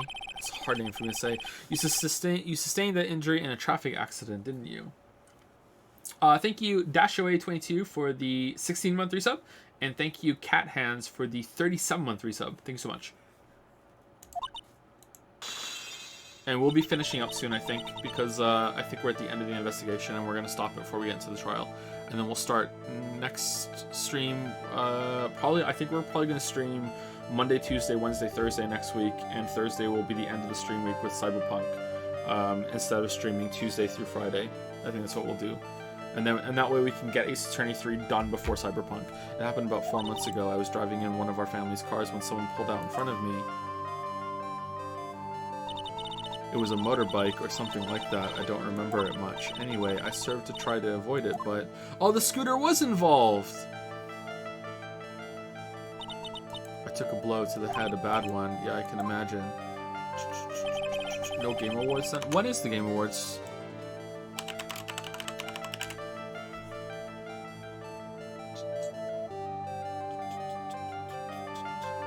Same day that Cyberpunk comes out? Wow, how bold of them. I don't know.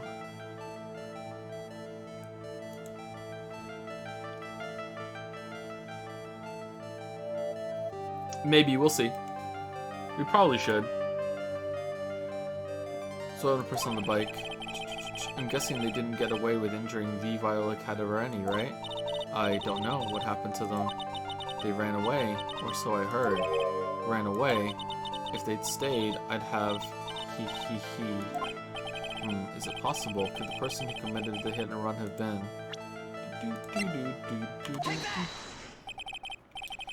It was this man, wasn't it? He was the cause of your accident. It wasn't Don Tiger. I refuse to believe it. We collided, the motorbike and my car, but Don Tiger isn't injured at all, is he? It was the tiger who caused Viola to crash. I can feel it. Plus, one of her locks just broke, so she must suspect it was him too. Yeah, that's how it works. I'm sorry, Miss Cadavereni, but I have proof that the tiger was involved in this traffic accident on his bike. The injured scooter.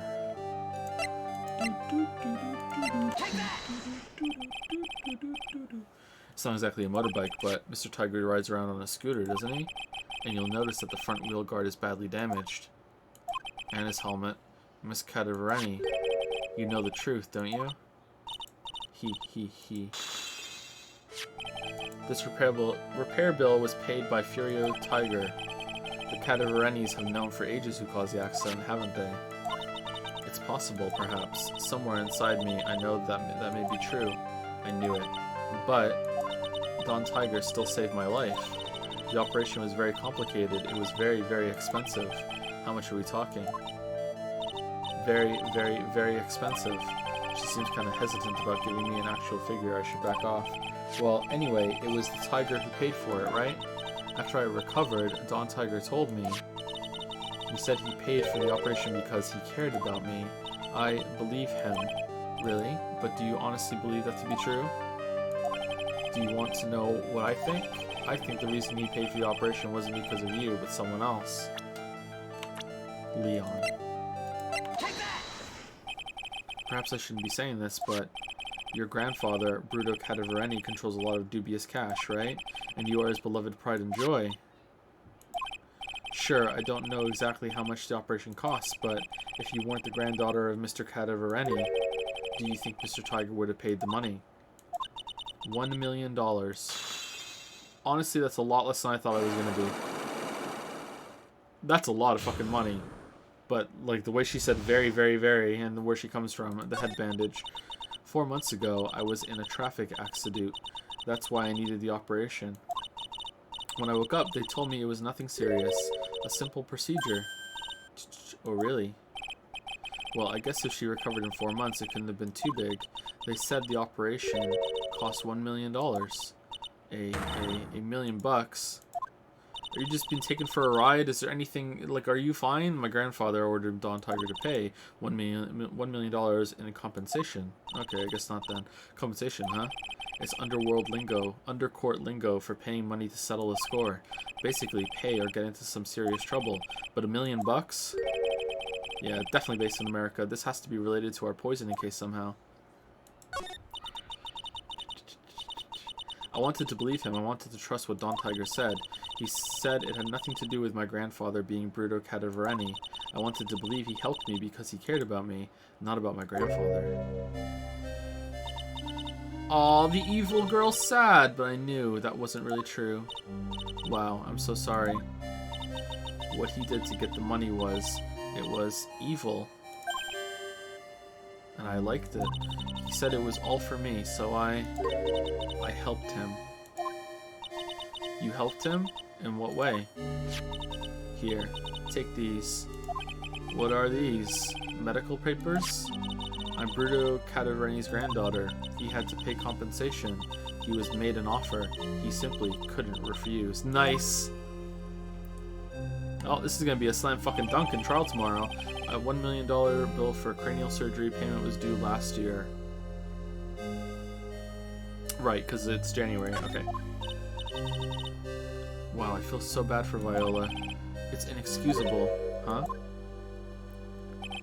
There are two things that I consider inexcusable. Poisoning and putting ketchup on eggs. Only a coward would hurt people using either of these tactics. Is everything alright, Nick? We should get going. Right after we finish our espresso. Yeah. Da-da-da-da-da-da. I won't need to convince Viola of anything else, so I guess I can get rid of this. Repair bill thrown into the trash. We're not done?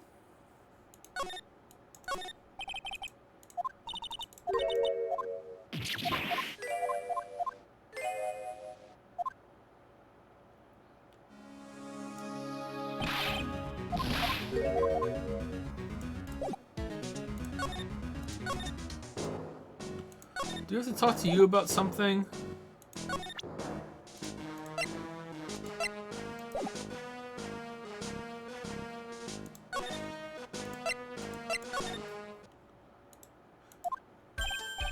Hey, bonjour. I've been waiting for you to return, Mr. Armstrong.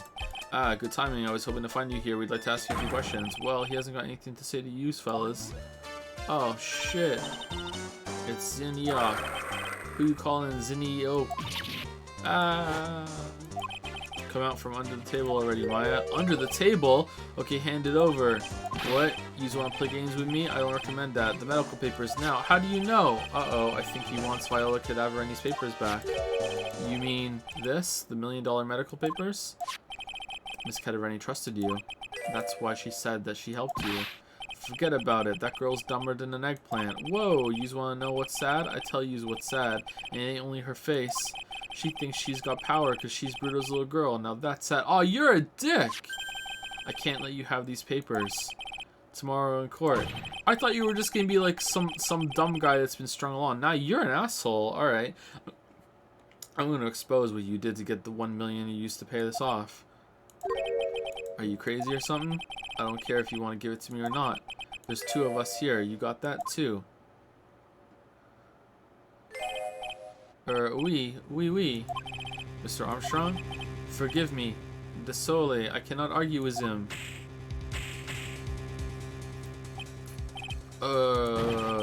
That really hurt. Oh man, it's like when Von Karma tasered us in the fucking evidence room.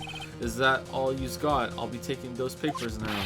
Armstrong, get that lighter. Wait, don't take it too hard, Phoenix Wright. Merry Christmas. That was so stupid, I shouldn't have let my guard down. Those medical papers were vital evidence. Hold it, pal. Uh-oh. Well, Gumshoe's gonna die.